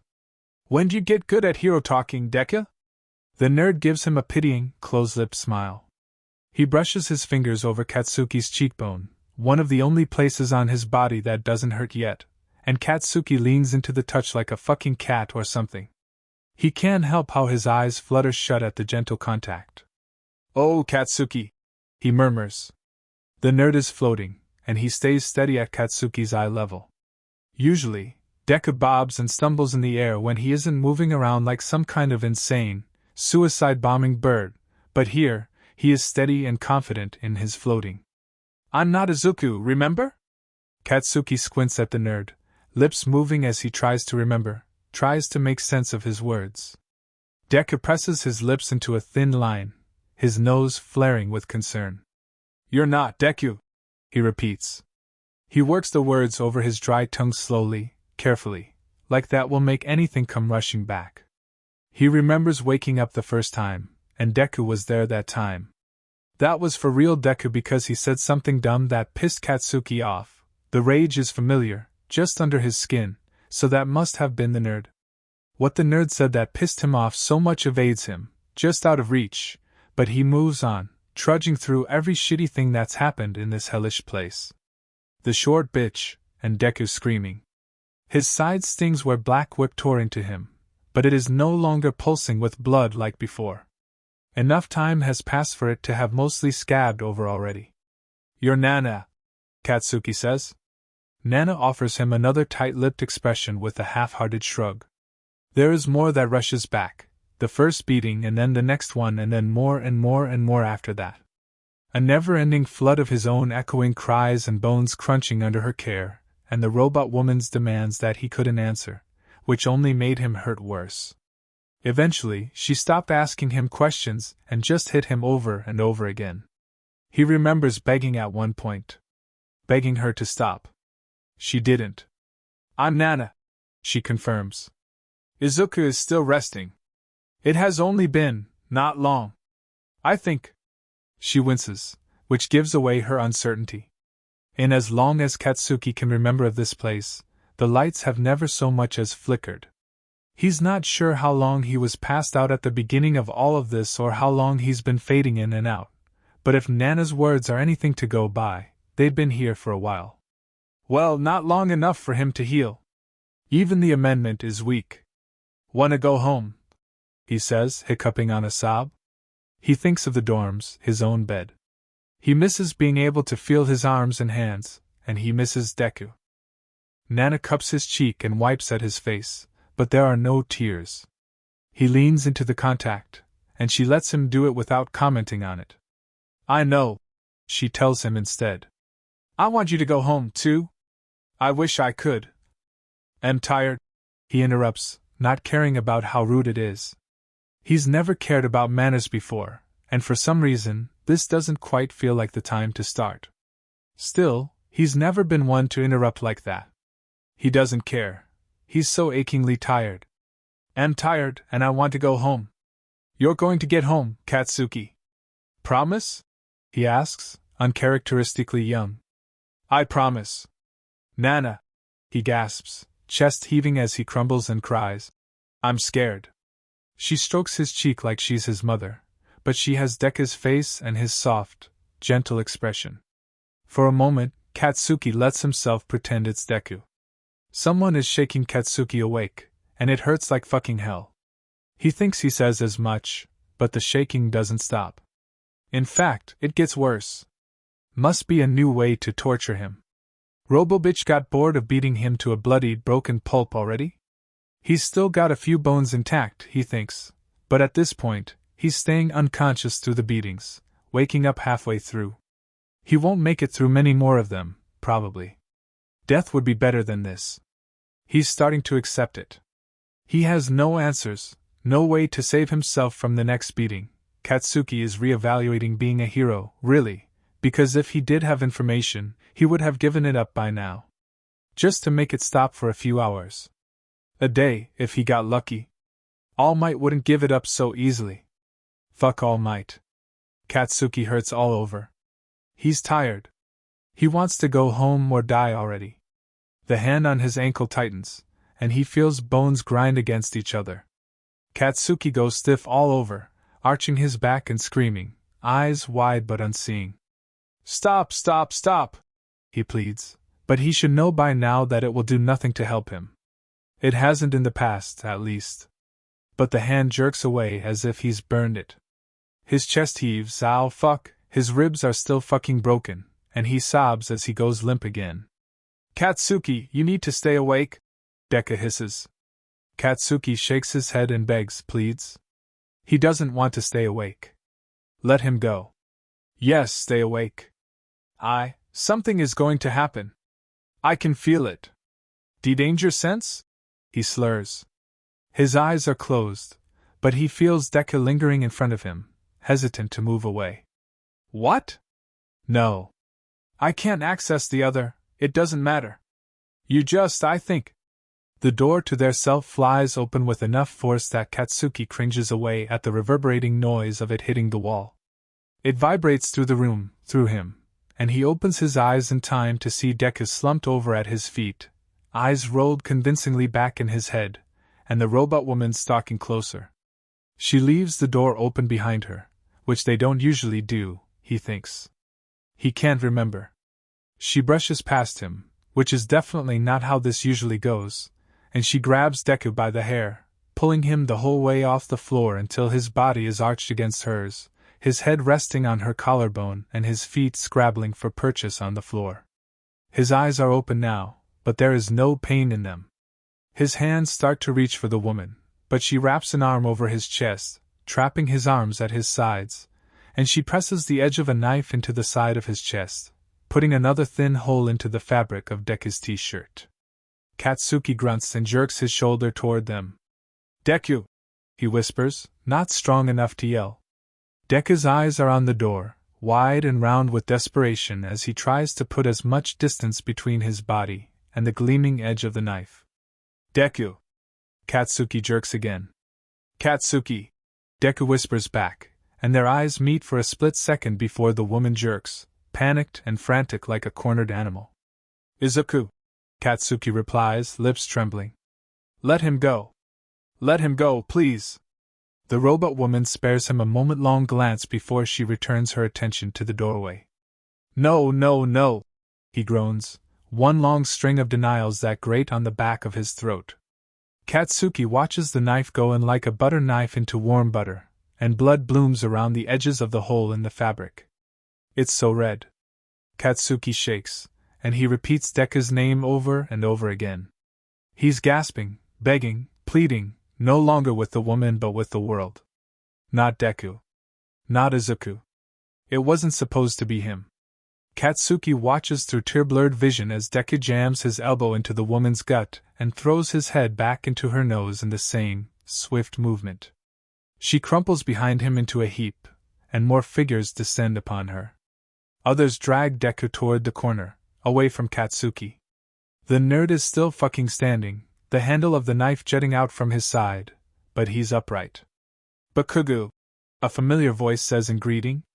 Aizawa stands in front of him, edge shot beside him. But Katsuki is too busy watching the heroes crouch over Deku's body as the nerd sits up, smiling with his broken tooth and broken face, and it's not fucking Deku, he remembers. It's Nana. Deku is resting, and he's far away from here, and for the first time, Katsuki is glad. He's so glad that he cries. He sobs, a smile glued to his face, even though his lips are wobbly, and he huffs out a delirious laugh. Fucking Deku. "We are going to lower you down, Bakugo," Aizawa tells him, but Katsuki couldn't care less anymore. He registers the room shifting around him, the chains falling away and his arms falling like rocks to his side. The shifting hurts almost as much as Nana shaking him awake had, but Aizawa cradles him close to his chest, and Katsuki cries. "Deku is gone," he whispers, staring up at his teacher's face. He has more scruff than Katsuki remembers him having, and there are craters under his eyes. He shakes his head. "No, Bakugo," Aizawa murmurs. "Midoriya is alive. He's right over there, see?" He tilts Katsuki so he can see Deku again. "He's okay. He's fine. You're both." "It's not Deku," Katsuki sobs. His hand wraps around Aizawa's capture weapon, clutching it hard enough to send sharp bolts of pain up his arm. That's not Deku." He repeats it over and over again like a record that keeps getting stuck on different parts of a song, and Aizawa strokes a hand through his grimy hair. "We're gonna figure this out," Aizawa promises. "And you're going to be okay, kid." Katsuki nods and keeps nodding, gasping and shaking and hurting all over, but he's going home. Aizawa wipes at his tears and holds him closer. "It's not Deku," he tells himself. "It's not Deku." Apparently, his parents haven't left his side since Aizawa brought him into Yuei's medical ward. The old hag is actually crying when he opens his eyes. Katsuki, she sobs, clutching at the front of his hospital gown. Her face is red and splotchy, and Katsuki gapes up at her, blinking. "You made me fucking worry, you brat." But she drags him into a tight hug, burying her face in his hair, and he swallows hard because he can feel her sobs ricocheting through his body. His hands rise slowly to hug her back, patting at her shoulder until she releases him. Fucking bizarre this is. Almost more bizarre than getting kidnapped and tortured. He settles himself back on his hospital bed again, marveling at the lack of pain, but the lingering wooziness and the blank, numb feeling all over his body suggests painkillers instead of a healing kiss to make it all better, and lets his eyes jump from face to face. His dad and the hag clutch at each other next to his bed. Aizawa lingers near his feet with a flat, tired expression on his face. And Recovery Girl perches on the edge of her stool near his head, leaning on her cane with a grim look. To match Aizawa's. He rolls his head to look at the next bed over, expecting to see Auntie and All Might and Deku, but the bed is empty and unruffled. Untouched. Usually, they would put him and Deku into one room while they were healing after doing something stupid like getting themselves kidnapped. But the bed is empty, and Katsuki doesn't want to think about any of the many things that could mean. "Deku?" he rasps, coughing on the end of the name. His hands ball up at his sides, and he strains to sit up in the bed. Next to him, the heart monitor picks up into a rapid beeping noise, and the people in the room shift, exclaiming wordlessly as he struggles to get upright. He keeps his eyes glued to the empty bed. "Bakugo," Aizawa starts. "Katsuki, lay down." His dad tries, stepping forward to push him back down onto the bed with two warm, gentle hands on his shoulders. Katsuki shakes his head and meets Masaru's eyes, frantic. He wraps his hands around his dad's wrist so tight that it must hurt, but Masaru gives no indication of pain. His expression is one of worry instead of pain. "Where's Deku?" he gasps, kicking his legs desperately. "Please, I need Deku." "Bakugo," Aizawa murmurs again, and Katsuki jerks, zeroing in on his teacher instead. Aizawa keeps head bowed, his hands folded in front of him. Katsuki points an accusatory finger at him, brushing off his father's hands. "Where is he?" Aizawa drags his eyes off the floor and meets Katsuki's gaze. He looks like he's forcing himself to do it, his eyes tired and guilty, and his lips pressed into a firm, thin line. Katsuki hates him for it. "That's what we're trying to figure out," he admits. Katsuki squints at him, mouth working. Finally, he narrows his eyes and pushes back the folded, pressed edge of the stiff top sheet, and he swings his legs over the edge of the bed. His father reaches for him again, but Katsuki shrugs off his touch with a grunt. Bandages are wrapped around every part of his body that is not covered by the gown, and his leg is made heavy by a thick, plain cast, but he doesn't fucking care, not when Deku is apparently fucking missing. "How?" he heaves, glaring at Aizawa. "The fuck did you lose him?" When Aizawa lets the silence stretch for more than a moment, Katsuki continues, gripping the edge of the bed to prepare himself before he forces himself to get vertical again. "He was right fucking there when you rescued me. He got fucking stabbed, and he took down that robot bitch, and you lost him?" Katsuki pushes himself off the bed, the world tilting around him as he takes his first step in as long as it's been since that day in the park with Deku. The step is halting and takes more out of Katsuki than he'd like to admit, but he shuffles forward until he has to tilt his head back ever so slightly to meet Aizawa's eyes. They share a hard look, their jaws set and expressions blazing, until Katsuki's legs buckle out from under him. His teacher catches him in his capture weapon, the hold tight but not painfully so. It is comforting, almost, except Katsuki still struggles against it, growling and cursing. They talk over each other, voices rising in volume until they fill the room. "Bakugo, what the fuck did you? The pros are trying to. I don't fucking. This situation. Fuck you. Bakugo," Aizawa finishes sharply. His capture weapon raises Katsuki off the ground enough that they're eye level, a few inches at most, but he panics as his feet leave the ground. He strains to keep himself touching the floor, but even those few inches are enough that his toes only graze the tiled floor of the medical ward, and he grits his teeth and closes his eyes, and he's back in that fucking room, strung up by his numb arms, listening to Deku get beaten to hell, knowing his turn was next. His breathing ticks up in speed, his inhales long and his exhales short until his chest feels like it might burst, his lungs might explode inside of him. "Let me down!" he gasps, and little, popping explosions smoke in the palms of his hands, a comforting feeling but not comforting enough. He still feels like he might die. "Let me down! Let me down!" Aizawa lowers him back down, the capture weapon slithering away like a ball of unwinding yarn, leaving Katsuki to kneel on the ground at Aizawa's feet. He wraps his hand into the fabric of the hospital gown as he catches his breath, dragging in shaky breaths through his teeth and huffing them back out. "Are you?" "I'm fucking fine." Aizawa kneels to his eye level, crossing his legs and slouching. He keeps his palms facing up and rests his hands on his bent knees. Katsuki glares at him. "Are you fucking serious?" he asks, and his voice is hoarse, but he won't show weakness by asking for water. Still, Recovery Girl sets a glass next to him before she shuffles out the door of his room with a promise to be back later to check over again, and his parents follow hesitantly behind her. The hag gnaws on her bottom lip and watches Katsuki until he can't see her anymore. They leave the door open, and he's glad for it. "What do you mean, Bakugo?" Aizawa asks, voice calm and objective. Still, it rumbles through the room. It is familiar, and it is nothing at all like the robot woman's tinny voice. Despite himself, Katsuki relaxes minutely. He stares down at his own palms where his quirk crackles and pops and smokes. "You taught us the lesson about talking to victims," he mutters, "during the war. You told us to stay on their level, to make ourselves smaller but to keep an open posture. You even told us to keep our voices neutral. Victims of villain attacks, people in shock, panicking people, will latch on to any emotion, which won't always work in our favor as heroes. Katsuki drags his gaze up until he can look at his teacher's face from under his brow bone.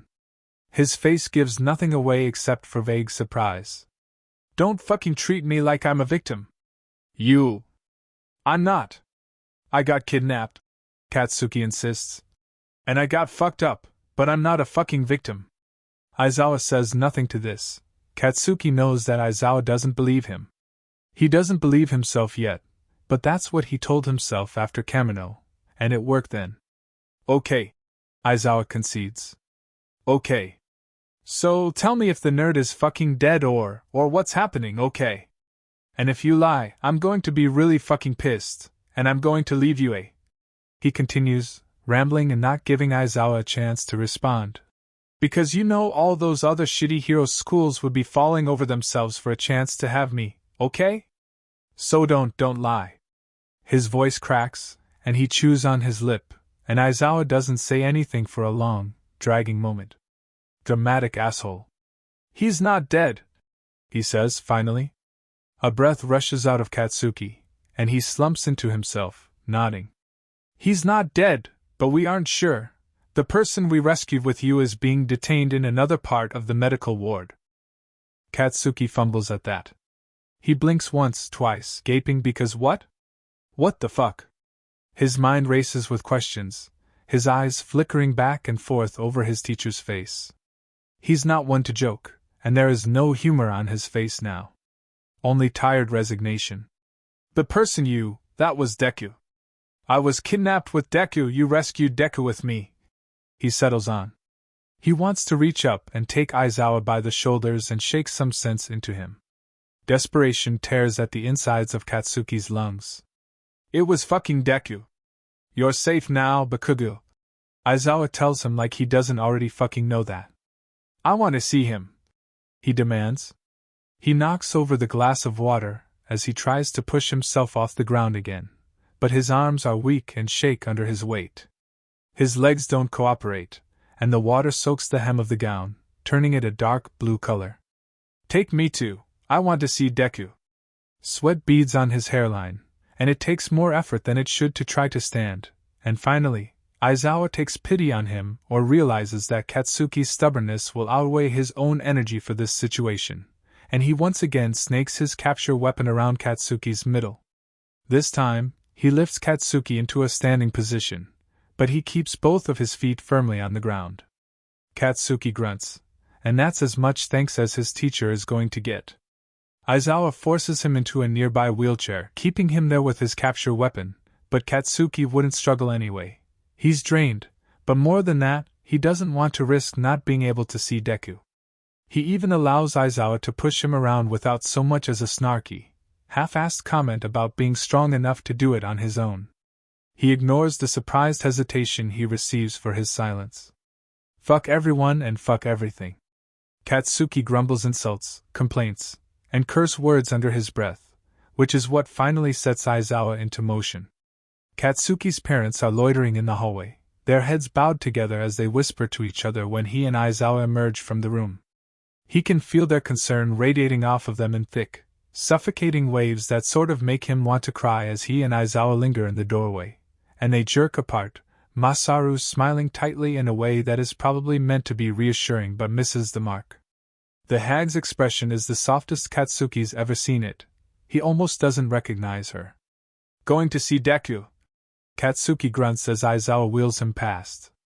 They nod like bobbleheads, and he knows they know better than to protest when it comes to Deku. He and Aizawa remain in stoic silence as they pass enough identical closed doors to make Katsuki think that Aizawa is trying to fuck with him. He starts to open his mouth to say something about it when Aizawa stops suddenly enough to almost send Katsuki tumbling to the floor. He is kept in the chair only because of the capture weapon's firm grip on his torso. What the fuck, old man? Katsuki barks, straining to turn to shoot him a glare. Aizawa's eyes are on the window next to them. The window is double-paned and tinted dark, and Katsuki can't see over the edge into the room, but he assumes that this is where they're keeping the nerd. He levers himself up out of the chair, keeping one hand wrapped around the windowsill for support, even though he trusts Aizawa not to drop him. Probably. There are bars on the other side of the window. Thick and metal and not at all subtle. Beyond the bars, there is a bed. In it, Deku lays on his back, his eyes open and staring holes into the ceiling, his face blank and his posture stiff. His wrists are cuffed to the bed frame with what look like Quirk-suppressing cuffs. Katsuki growls at the sight and whips around for an explanation. He ignores the way the hallway spins at the too sudden movement. Why the hell is he chained up like he's some damn villain? Aizawa's eyes flit toward him and back to the window. His shoulders are squared and stiff like he's ready for a fight or a nap. Tell me. I told you I'd. When we rescued you, we didn't know what kind of condition you would be in. It had been 2.5 weeks, and we didn't know who took you or where they were keeping you or why.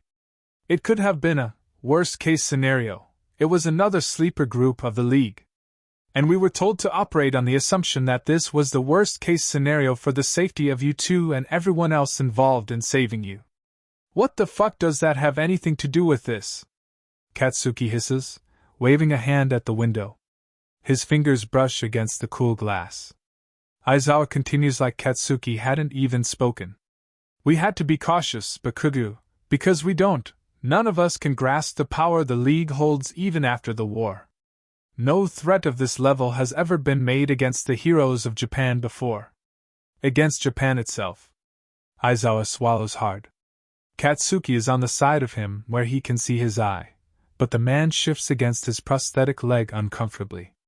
We didn't want to release these people into society again because we didn't know who they were. What their quirks were, what they wanted. Katsuki bites his tongue, waiting for Aizawa to continue again. When we rescued you, you were insistent that the person in the cell with you was not Midoriya. Katsuki remembers the euphoric feeling of knowing Deku was safe, far away from the knife lodged in his side. He remembers crying and babbling into Aizawa's chest. He blinks. That was the new worst-case scenario. We were rescuing a person who looked like Midoriya but wasn't actually him. I was fucking bleeding out. He seethes. And you believed me? It was the only thing you were saying at the time, and it sounded like a warning. We had to be cautious, yeah, I get that. Katsuki presses a hand against the glass, his palm flat against the smooth surface. I could have been someone else. Did you consider that? I could have been another villain like Twice or Toga who was trying to break the heroes apart from the inside. Creating mistrust or whatever the fuck. Aizawa says nothing to this, so Katsuki continues. So just because I said something while I was delirious, bleeding out, and concussed, you decided to chain him up and keep him away from everyone? Away from his mom and All Might and me? Recovery Girl found a wound on your side. Aizawa says like that helps his argument at all. The edges of it were torn in a way that suggests Black Whip was involved. There's a perfectly fucking good explanation for that.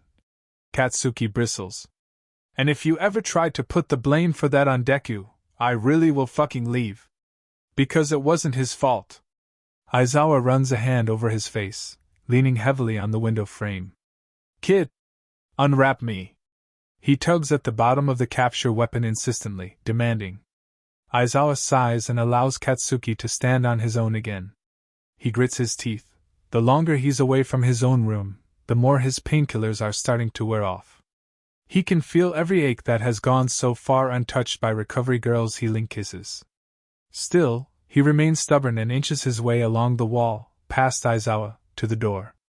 He wraps one hand around the doorknob and plasters his back against the metal surface, chest heaving from the effort of moving so much. Sweat rolls down the side of his face, and he probably smells ripe as hell. Can you give me an explanation for all of this, then? Aizawa asks with another long-suffering sigh. There was a girl. Katsuki heaves. He pauses to catch his breath, and Aizawa doesn't push him. She fucked with his soul. Called her quirk fracture, I think, but she put her grubby little hands on him, and he was just screaming, and he was so scared. Katsuki swallows hard and licks his dry lips. And then she left, And he was screaming more, and then there was Black Whip, and I was bleeding, but he didn't want to die. He was just shrieking, Aizawa. Louder than I've ever heard him. You don't. Aizawa steps forward and reaches for him, but Katsuki brushes his hand away with a shaky breath. And when he opened his eyes, he wasn't Deku. He was Nana. Or he was resting, Nana said, and she was in Deku's body. Nana? Aizawa works the name over in his head. He comes up with a blank look. All Might's mentor. All Might's mentor. Aizawa repeats, voice distant and expression vaguely shocked. Yes. The vestiges. When that girl fucked with Deku's head, she weakened him enough that the vestiges could take over. Katsuki stumbles through the explanation. He doesn't fully understand all of it, but he's not sure Nana does either. The vestiges? The other users of One for All. Keep up, Katsuki scoffs, rolling his eyes. He tightens his hold on the doorknob and squeezes his eyes closed. His head is starting to pound. Nana said, she said Deku is in some sort of fucking soul coma? Soul coma. Aizawa works the phrase over his tongue like he's testing it out. He drops his shoulders after a moment, burying the bottom half of his face into his capture weapon. Nothing is ever easy when you problem children are involved, is it? He sighs again, and Katsuki scoffs. Fuck no. We're really trying to make your life hell. He snarks. Why else would Deku and I bother getting kidnapped? Aizawa rolls his eyes and buries his hands in his pockets, slouching and watching Deku through the barred window. Everything about him screams his hesitancy. Did you even bother with trying to, talk to him? Aizawa glances at him with his one good eye, his expression unamused but entirely too telling for Katsuki's tastes. What the fuck? Language, Bakugu. Aizawa mutters, even though he's been lenient about Katsuki's foul mouth until now. Katsuki shakes his head, defiant, and he presses his lips together. You locked him up, and you didn't even try to talk to him? Not even a fucking interrogation would have worked just fine, she would have explained all of it to you. You just took my word for it and cuffed him to a bed? Katsuki splutters. If that really was Deku, and you did that to him, do you know what that would fucking do to him? Aizawa says nothing. He trusts you, Katsuki tells him. He's never gotten to do that before. He's never gotten to trust a teacher, and you would take my word for it? God. Katsuki lets out a frustrated noise, tugging at his hair with his unoccupied hand hard enough that the roots sting in protest. The pain is grounding, but Aizawa tugs his hand away by the wrist, his touch gentle and calloused.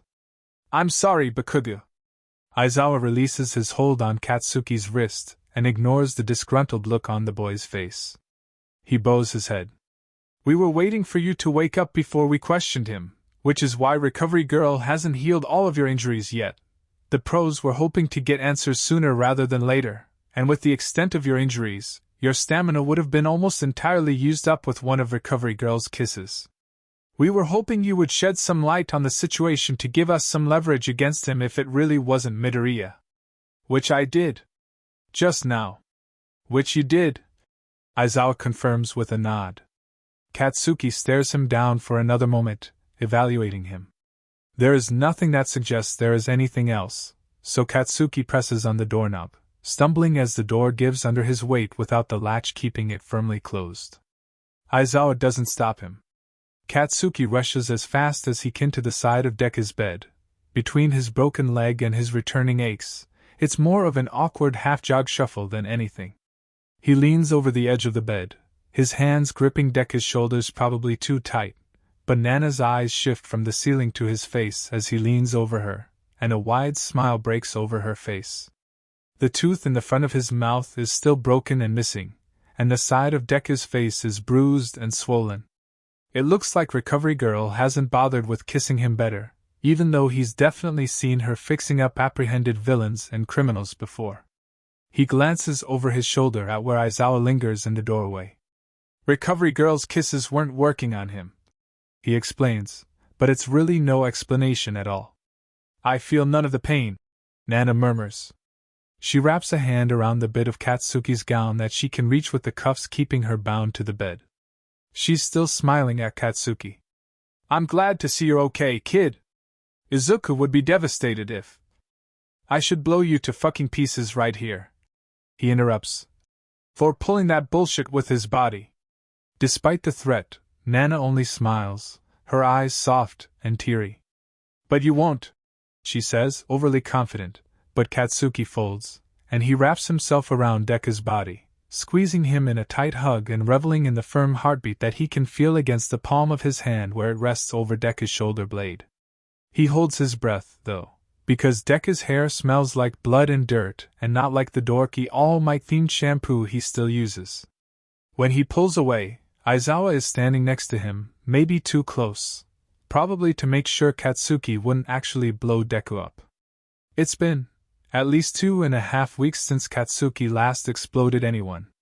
Granted, he spent that time kidnapped by some psycho sons of bitches, but the sentiment is there. Katsuki falls back into the uncomfortable chair next to the bed with a heaving sigh. The plastic digs into his back and arms, but now that he's not standing, he isn't quite sure he'll be able to get back up even if he wanted to. Aizawa inspects Nana. Under his gaze, Nana shoots Katsuki an unsure, wide-eyed look, uncomfortable under the scrutiny. When Aizawa shifts away, apparently satisfied, she relaxes back into the bed, settling against the pillow. Nana? Aizawa asks. That's me. I'm Nana, 7th user of One for All. Current occupant of this body while my host's soul heals. She offers up a half-smile which is hesitant, but Aizawa grunts and nods, and she raises her hands as much as the cuffs will allow. Unlock these? Katsuki tracks Aizawa's movement as he fumbles with the key and frees Nana from the cuffs. She turns Deku's hands over, examining them. There are marks where the cuffs dug into the skin, but it's nothing among his other scars and bruises. You're sure Recovery Girl tried to fix him? Katsuki asks. Seeing Deku's face beat in, his body still bruised all over where there aren't bandages to match Katsuki's, makes him a little nauseous. I watched her try Bakugu, Aizawa says with a hint of apology in his voice. Nothing changed. As fine, he mutters, glancing away. It's not really fine, but there's nothing he or Aizawa or anyone can do about it other than stick a few band-aids all over the nerd and call it good. Anyways, the fuck do you know about those assholes who were keeping us? He asks, more to change the subject than because he cares to know anything about any of them. He doesn't give a shit about them. He hopes they rot in jail, and then rot all over again in hell. He hopes it hurts, too. Aizawa sighs for the millionth fucking time and settles against the foot of Deku's bed. Nana curls her knees to her chest to give him more space. So far, we can't find any connection with the League or any other villain organization. The group that kidnapped you was just a group of people that happened upon each other and shared similar attitudes and motivations. It happens sometimes, in hero work. We're lucky there were only 3 of them and none were properly trained. Katsuki bites back a scoff. Lucky. He and Deku are fucked up more than they already were a month ago. The nerd is currently checked out of his body for the foreseeable future, and Katsuki is sore all over and apparently scared of taking his feet off the ground now. Lucky. Who the fuck were they, then? Their leader, Ogawa Shizu, she was the one who you interacted with the most, I assume. Robo-bitch? Katsuki interrupts. Something about putting a name to her face makes him want to hide in a corner and never show his face again. She's a person, and she still fucking did all of that to him. Her quirk is registered as metallic.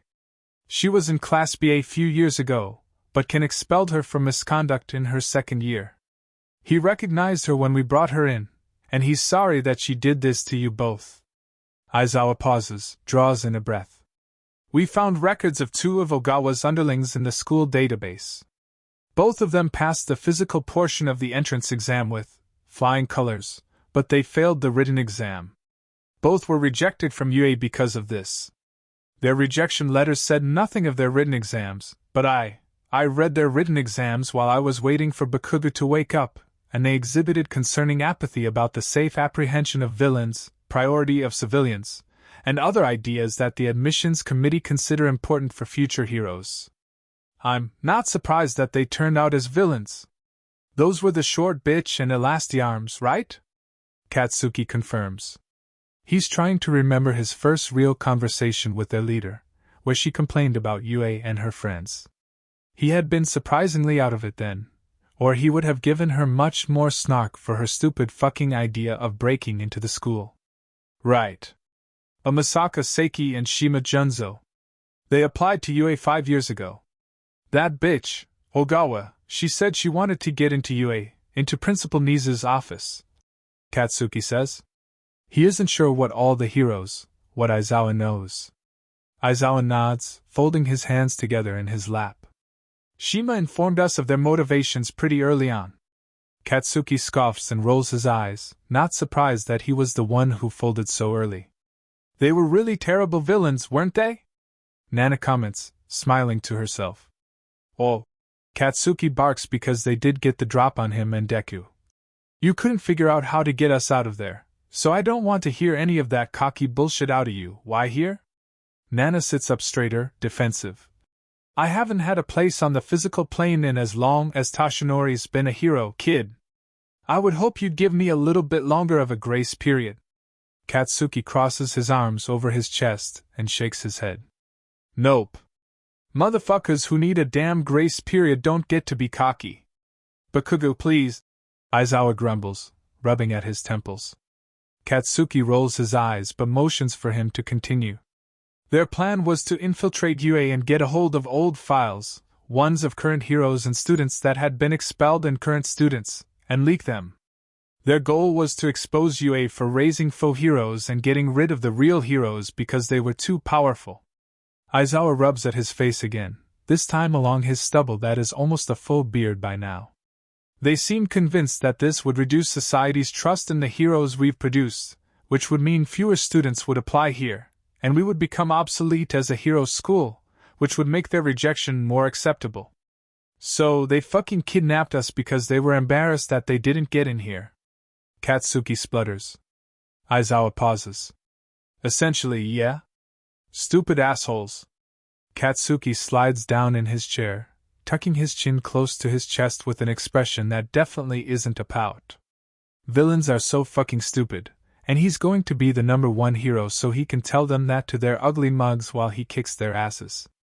Listen, Aizawa starts. About this whole soul coma thing. Izuku is recovering his strength. Nana tells him, and her voice is genuine. Slowly, but the rest is benefiting him. It's a meticulous process, knitting your soul back together after something like that, but my host is persistent. Deku's stubborn as fuck, Katsuki corrects. He's stubborn, and he'll be okay. With a little bit of time. Nana offers them a gentle smile, which Katsuki watches Aizawa dissect for any sliver of dishonesty. When he finds none, Aizawa nods and relaxes, slouching more firmly into the bed. He nods again, more to himself, convincing himself that Deku will be okay, Katsuki's sure. He knows because he imagines he's been wearing a similar expression for the past 2 weeks, between the beatings and the unconsciousness. Omasaka's victims are not usually so lucky, he murmurs, voice thick. Thank you for keeping my student alive, Nana. I owe you everything for that. Nana opens her mouth to respond, her eyes shining, when the door to her room slams open. Recovery Girl stands in the doorway, unassuming in her small, hunched stature but wearing a withering expression that drops the temperature in the room at least 6 degrees. She stares Aizawa down before moving on to Katsuki. He shrinks away from her gaze, tucking his chin closer to his chest and glancing away. Next to him, Aizawa sits stiff and drawn tight like a student about to be reprimanded. In any other situation, he would laugh at the sight, but he's more scared of Recovery Girl than he is amused by how quickly the tables turned on his teacher. She's a scary old bat, that's for fucking sure. Explain, Shota, Recovery Girl demands, her voice deceivingly sweet as she totters into the room. She closes the door behind her with a resounding click that makes Katsuki wince. Explain how I left you with my patient, my injured patient who I agreed to hold off on healing only for as long as it took for you to get some damn answers out of him, so long as you didn't add to his stress, and now he's here, In the same room as the boy who looks a hell of a lot like one of our students but you were claiming was a villain not an hour ago. She gestures first to Katsuki, and the way he is holding himself gingerly as pain, aching and shooting and otherwise, races down his spine and through the rest of his nerves like it's some fucking competition before she waves at Nana where she sits up in bed, wearing Deku's face and an inquisitive expression that Deku would never show so openly. For as much as the nerd feels, he's always been so quick to hide away anything other than his fucking tears. If Katsuki squinted, he could almost pretend it was Deku in the bed, wholly okay and alive, but there is something off in the posture, something distinctly not Deku, that gives Nana away. It's in the way she holds the nerd's shoulders and how she lays his hands in her lap and the way she can sit still without shifting or muttering. He's not sure the teachers would have picked up on it, but he does. He's known the nerds since they were in hero-themed diapers. Katsuki is sure that if he went into some soul coma thing and had some other bitch in charge of his body, Deku would know the difference, too.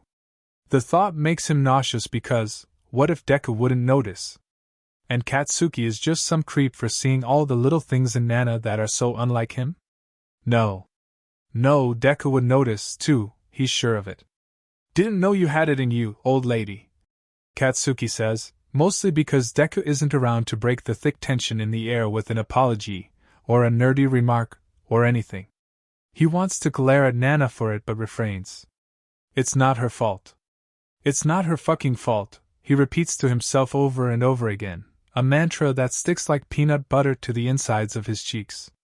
Unfortunately, his remark means that recovery girl rounds on him. She hobbles toward him, leaning on her cane as it clicks against the cool, tiled floor of the infirmary room's floor, and no matter how slowly she moves, there is nowhere he can go to get away from her. His eyes flit around the room for an escape, but he is trapped in the room.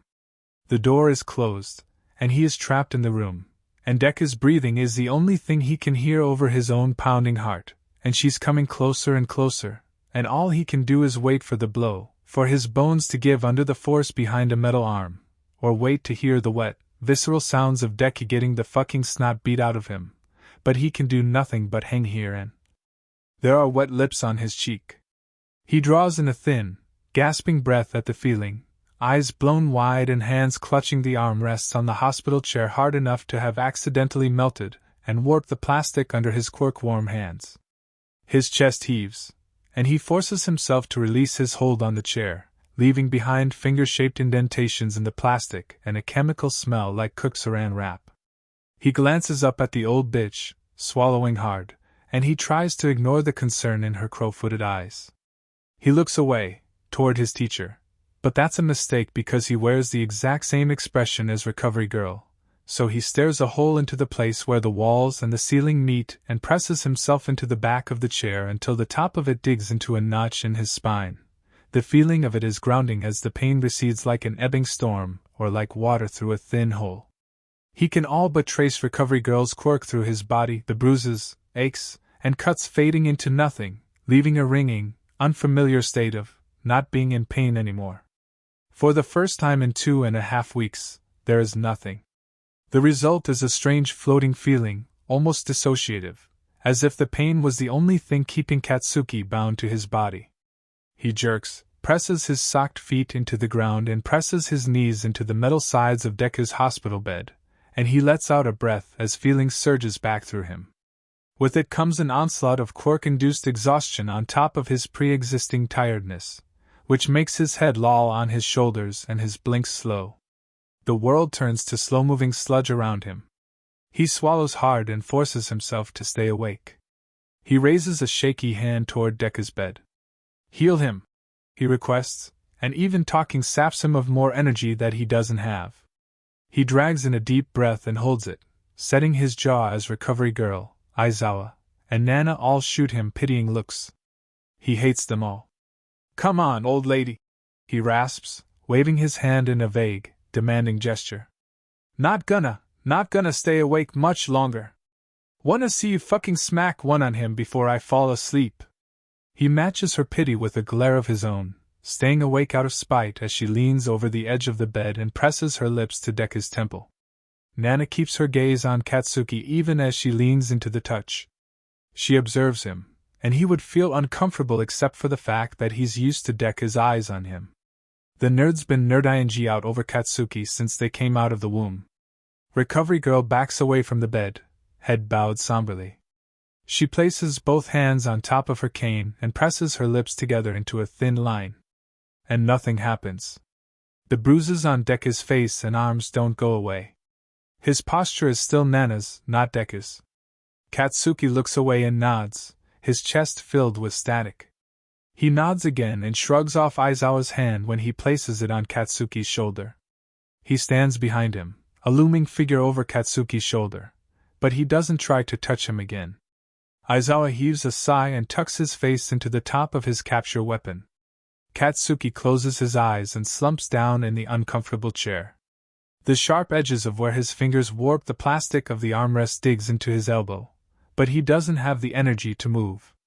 His body is heavy, and the floating feeling creeps over him again, but this time it feels closer to falling asleep than it feels like he's being sucked out of himself through a straw.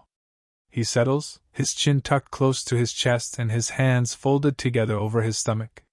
It'll hurt like a motherfucker in the morning, he's sure, or whenever he wakes up because he's not sure what time it is, and he's never been so tired in his life, and the last time he was kidnapped, he slept for 18 hours once he collapsed face down on his bed at home.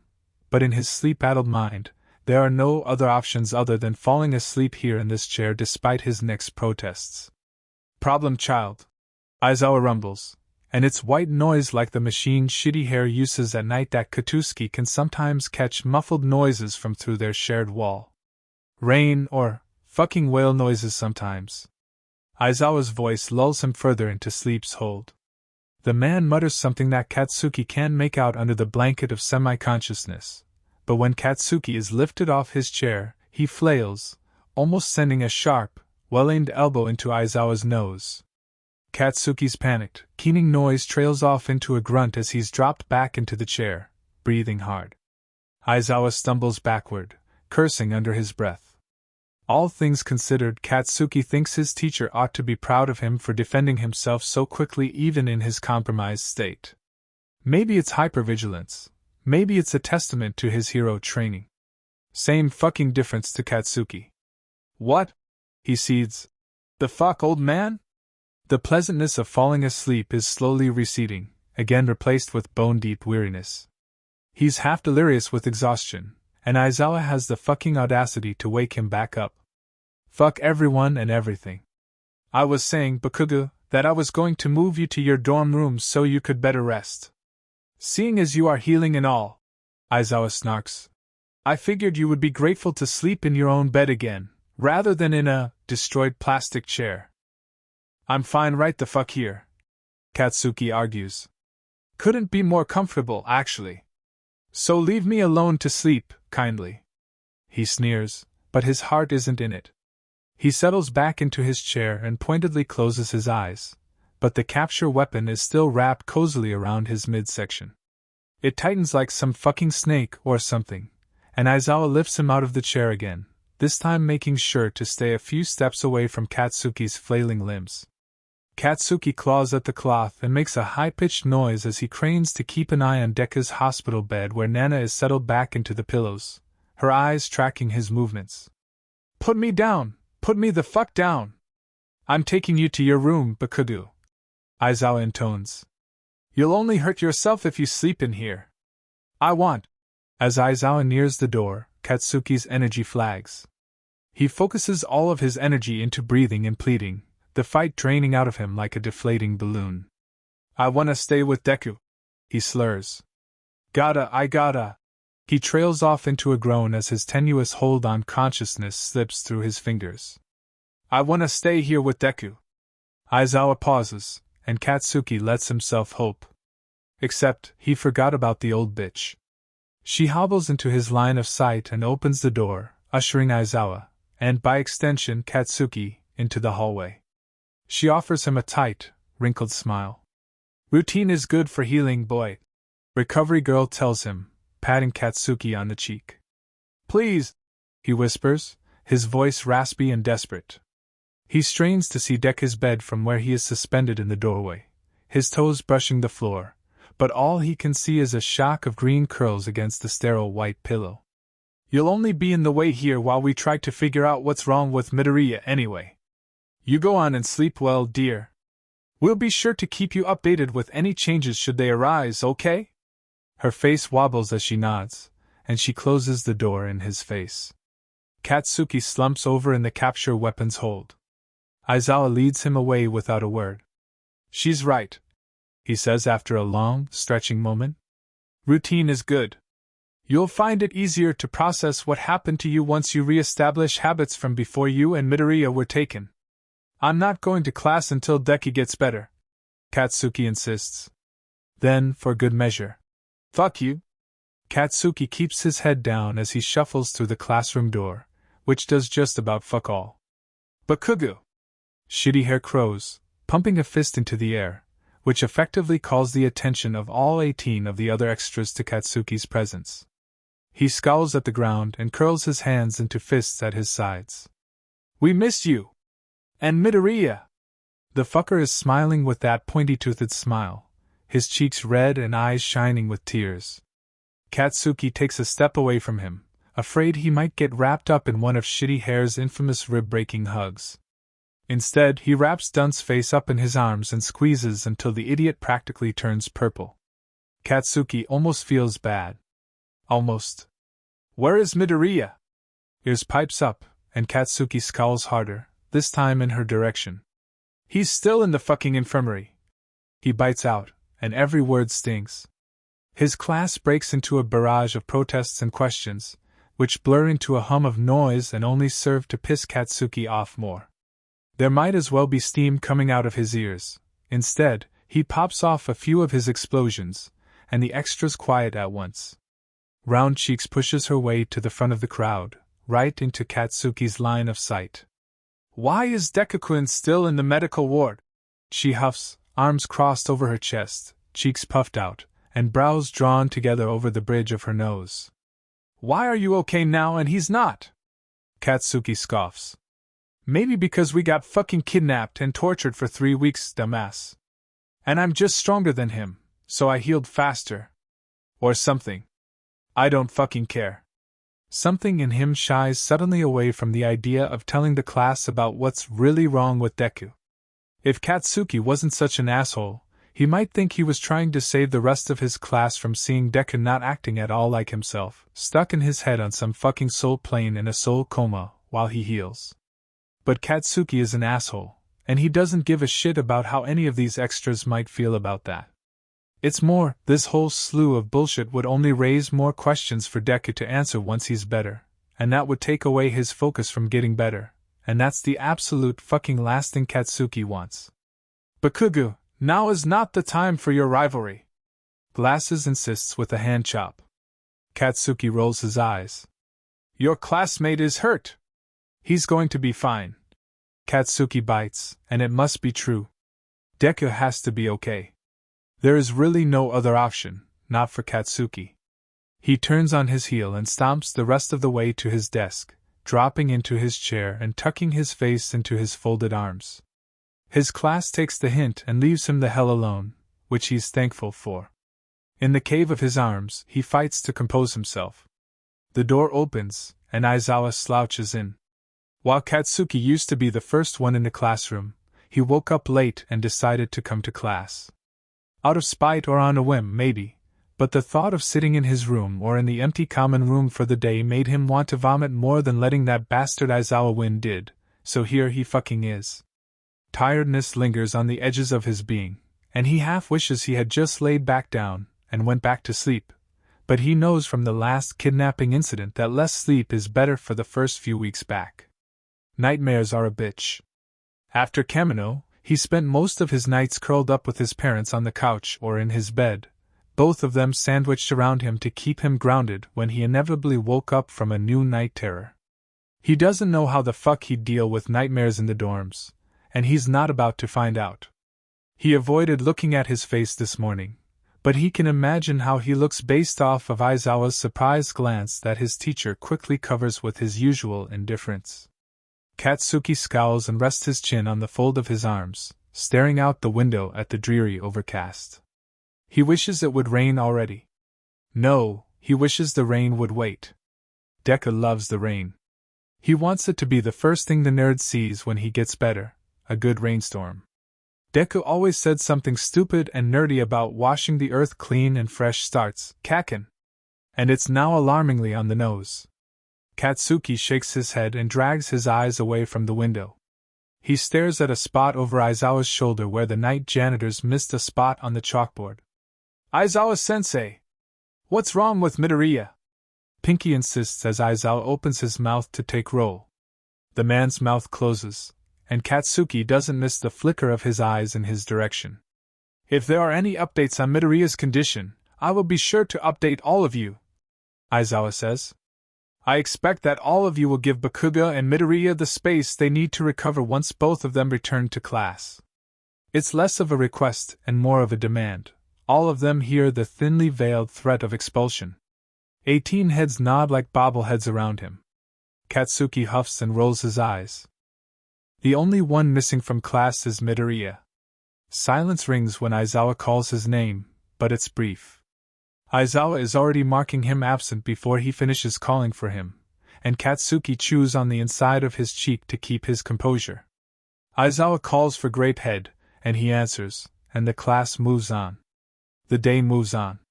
The earth keeps turning, somehow. By the end of the day, his cheek is bitten raw, and he tastes blood.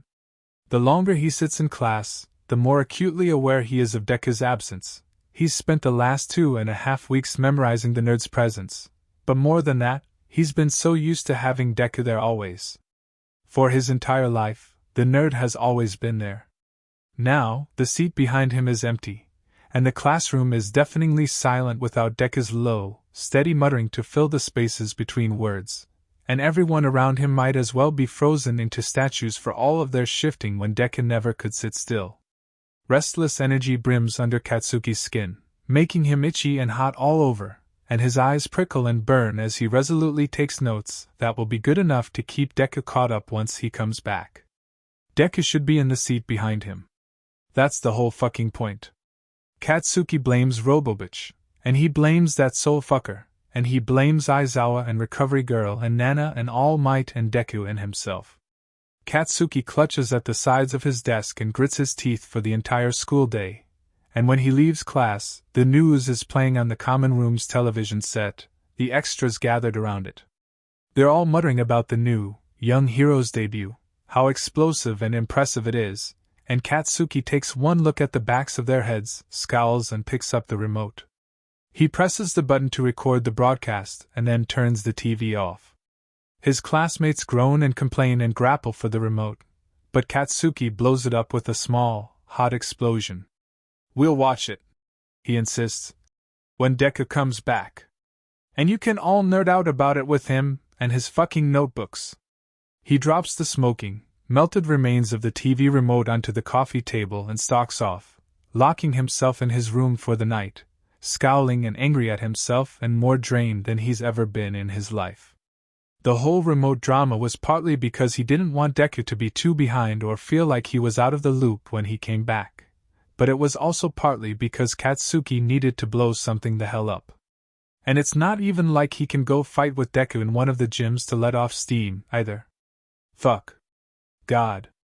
Katsuki shrugs off his uniform jacket and falls into his bed.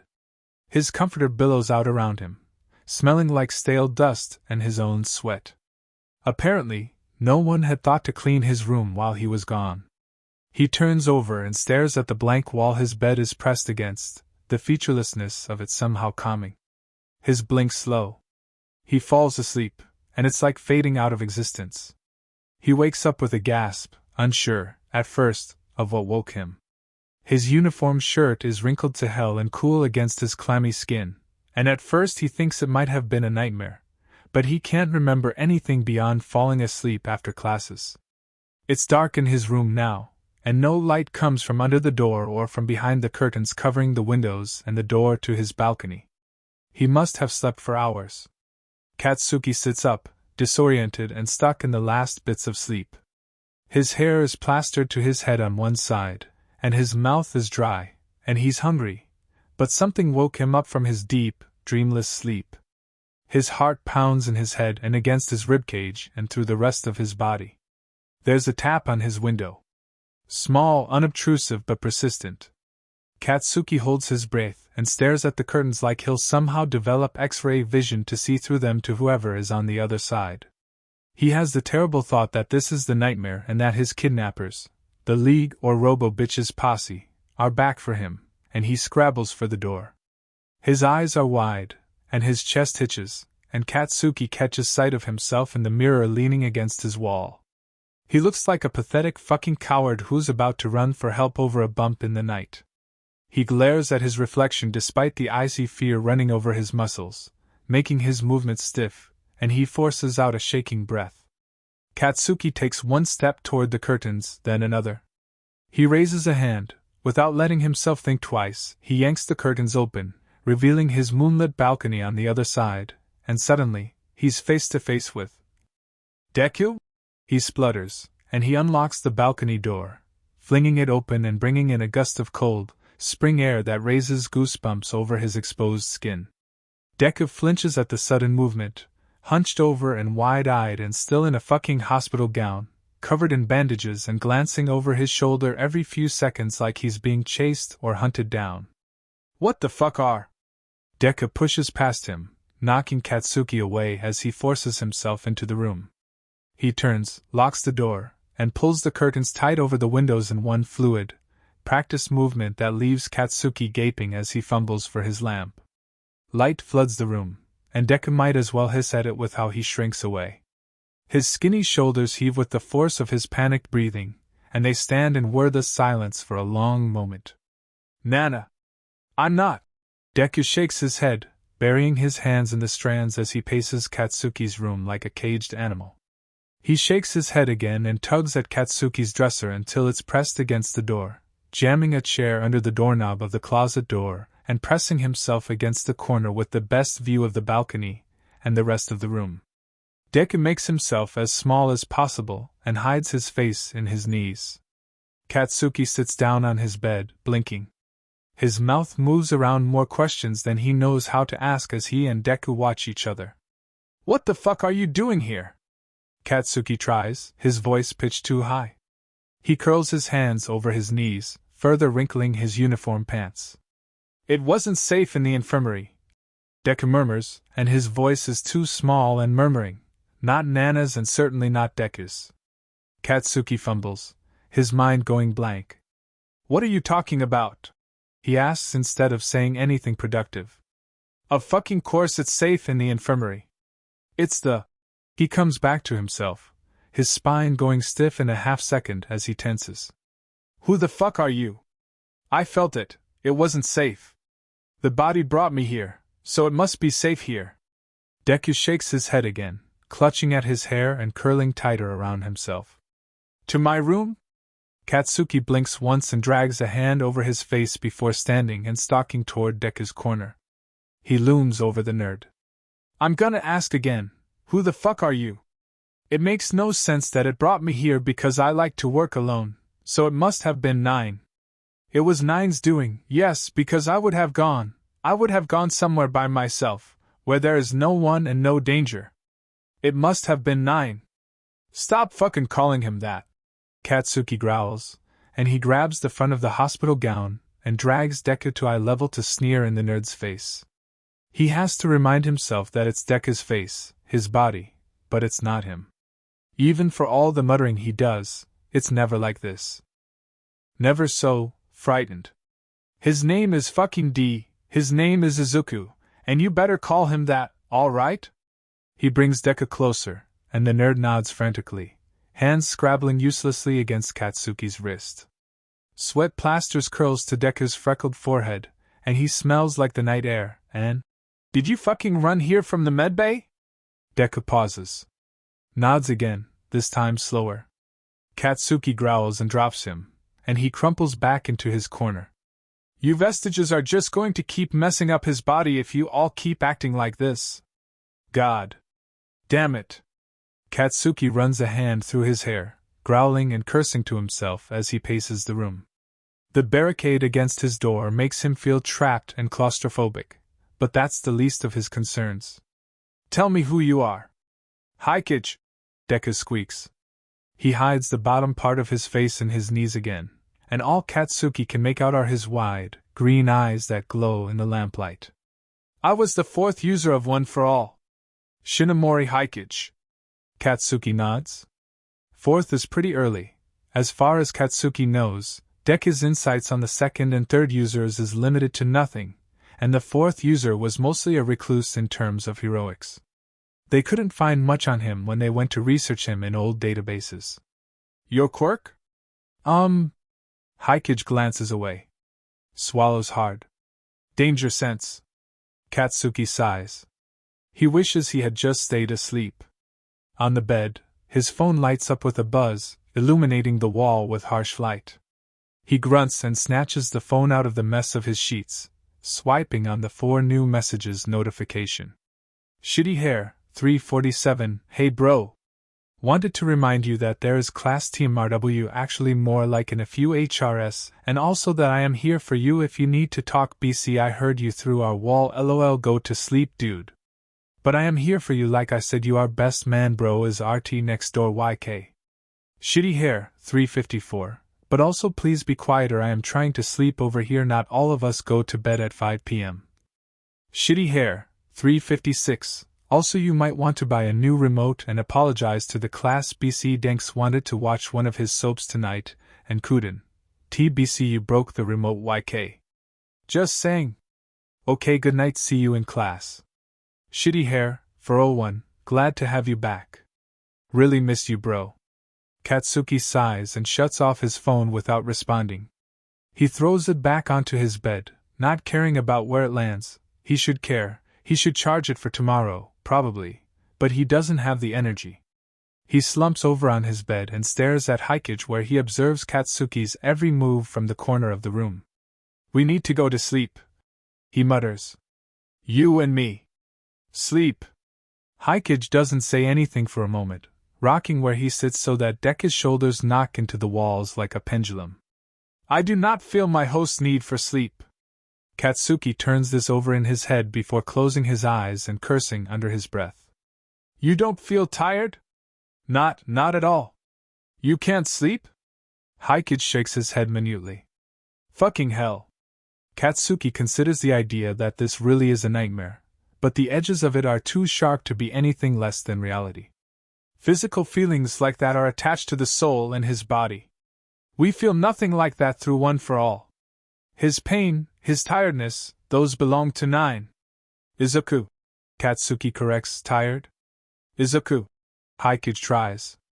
He turns the name over in his mouth and nods. Those belong to Izuku. We will not feel them. In some ways, it is better to be a vestige than it was to be alive.